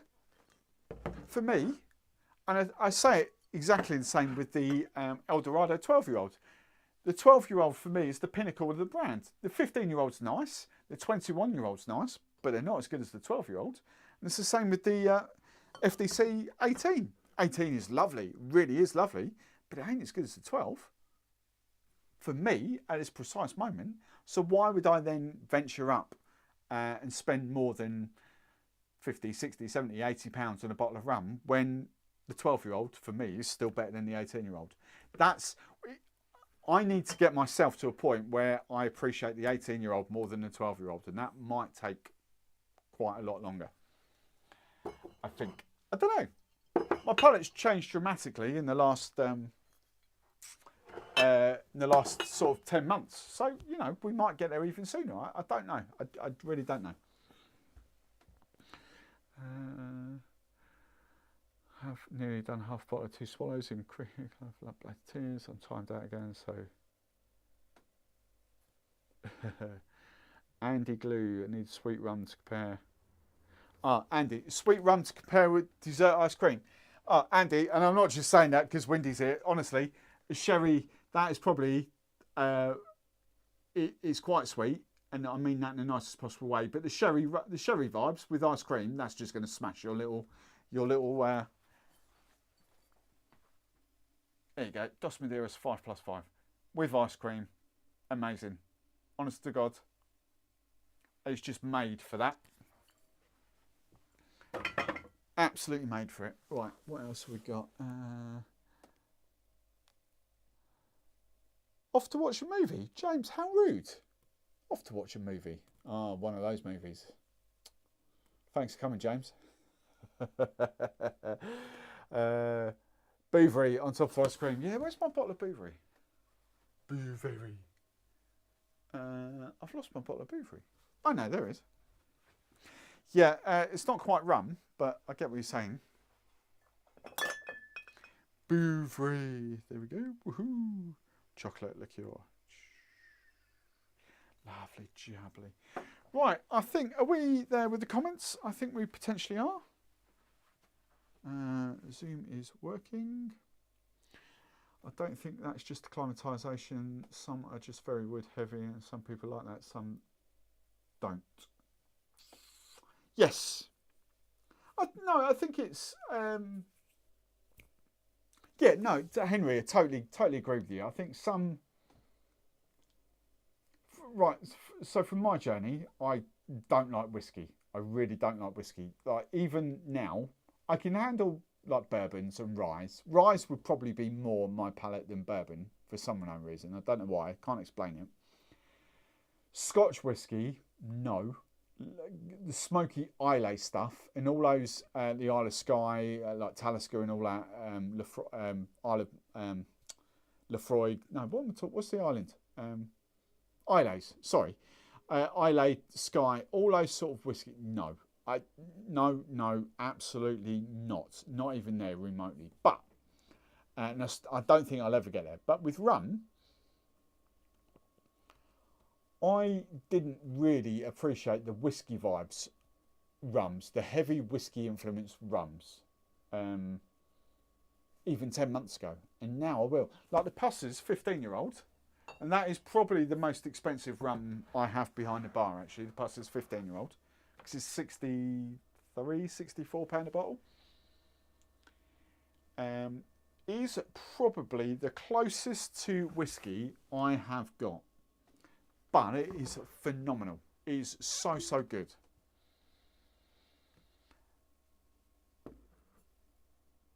I'm going to be a hypocrite here now. Because is that the one I would reach for if I wanted a sip of something? No. I wouldn't reach for it. It's nice and as good as that is, and I love its bits, I would reach for that over that. I would reach for that. Oh Christ, I'd reach for that as well, to be fair. That and that over that. I would actually reach for the Ron Cuba Añejo Suave, the sherry-based one, over that. But that is a stunner of a rum. And it's just where I am with this, you know. And you've got to remember, at the end of the day, I've been a spiced rum fan for years and years and years. I still love spiced rum. But every year as I get older, I'm kind of going away from it a little bit. And the more I go away from spiced rum, the more I head towards these sort of rums. The Pusser's 15, the El Dorado 15 maybe. I haven't owned a bottle yet, but I'm tempted for my birthday this year. I'm tempted to splash out on the big Appleton. But I don't know. Would it be wasted on me? I don't know. I generally don't know. I don't know. You know, I still quite like the Bacardi 8-year-old, to be fair, and the Bacardi 10-year-old. I haven't even got the Bacardi 10-year-old. I should do. When I'm enjoying those sort of rums, like, why spend? What's the fascination with getting? I see. This is one thing I don't get. What is the fascination? And there's going to be a lot of people hating on me here now. But what is the fascination with buying every single Foursquare single cask release, whatever they're called? What are they called? ECS. Whatever they're called. I don't get it. I don't get the fascination with spending 70, 80 pounds on that bottle just for a one-off they're Foursquare rums. There isn't that much difference. It's the cask finish that's different. There isn't that much difference in the rum, and I don't get that fascination. Hence why I don't do limited edition rums. Plantation stuff, if I was there, I probably would do. But it's the ECS, isn't it? What is the Foursquare? Exceptional Cask Series. ECS. I'm sure that's it. I just don't get it. I can't wrap my head around it. I do not get why it sells out just like that. It's just, you know, I know there's a few people in the Discord that go out and buy them. I get it. Each to their own and all that, but I just personally don't understand. Essentially, you've got multiples of the same bottles just finished in a different cask. Essentially, I know there's a bit more to it, and I know it's Foursquare and all that. I just don't get it at the moment. Because I'm not there at that point in my journey. That's exactly what it is. You know, I'm enjoying under 50 quid, and there's so much different rum and quality rum. Major quality rum under 50 quid. Why would it bother? Anyway, rant over.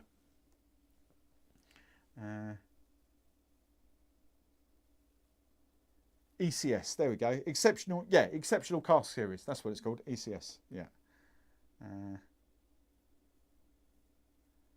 You've got to try some of them, yeah. But then once you've tried 2 or 3 of them, all right. I tried the Zinfandel cask, which was all right. It was quite tasty. I wouldn't have paid whatever it was, £74, I think it was. I wouldn't have paid £74 for it. It was all right. It was all right. It was, you know. But that's my point. I just don't appreciate. I don't appreciate why that's £74. If you'd have told me it was a £35 rum, but yeah, it was great. Yeah, I might consider buying another bottle. But £70+ pounds, no, not a chance. I certainly wouldn't buy 2 of the flipping things. Not a chance. Anyway, we've done nearly close to 3 hours. I think I'm going to finish it there. Thank you very much for tuning in. Next week. Don't know what's happening next week. Haven't planned it yet.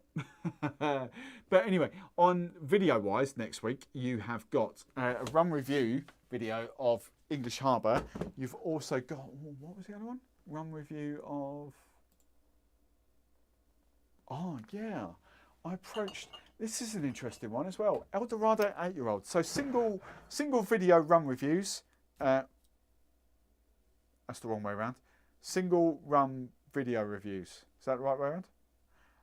Reviews of 1 rum per video, essentially. So starting off with English Harbour, we're then going on to Eldorado 8-year-old. I have got, thanks to a certain someone that has been watching tonight.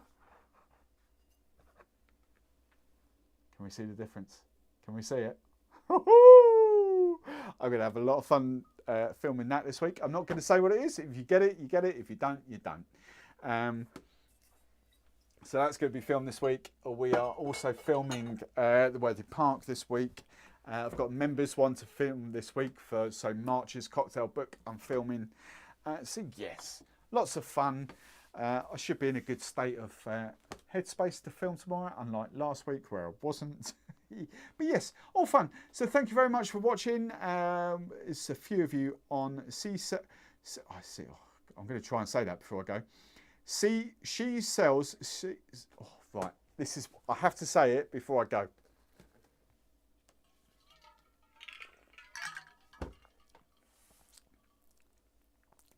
She sells seashells by the seashore. Boom. I can't say any quicker than that. She sells. See, as soon as I go quicker, I can't say it. She sells seashells by the seashore. I can't do it. Right, let's go try and do it quicker. She sells seashells by the seashore. Oh, yeah, sorry. I've said it twice. There we go. Right. Elliot, I'll slide into your DMs next week. We'll have a proper chinwag. Don't come to me with no fake, like, imported Caribbean rum, like, you know. I don't want any fake stuff. I don't... I'm joking, Elliot. Bants, in it, bants. Right. Good night, Henry. Thanks for coming. Drink a bit of English Harbour. Yes, nice. Claire, lovely. Thanks for coming, Claire. Kevin, 4 hours? No, 3 hours. Kevin, you missed the first half an hour, 45 minutes anyway, so you don't count. You can't talk. Thank you as always. Lots of love. Enjoy Bank Holiday Monday tomorrow. Whatever you're doing, I'm filming, but then I'm not. I was going to say I'm off Tuesday, Wednesday. I'm not. I'm in drink stuff on Tuesday because it's the first week in the month, so I'm in Tuesday instead of Thursdays. But so my days off will be Wednesday, Thursday next week. On that note, thank you very much for watching, and I will see you through. What's he say? I will see you through. If I don't see you through the week, I'll see you through the window. Yeah, there we go. Right, I'll see you soon.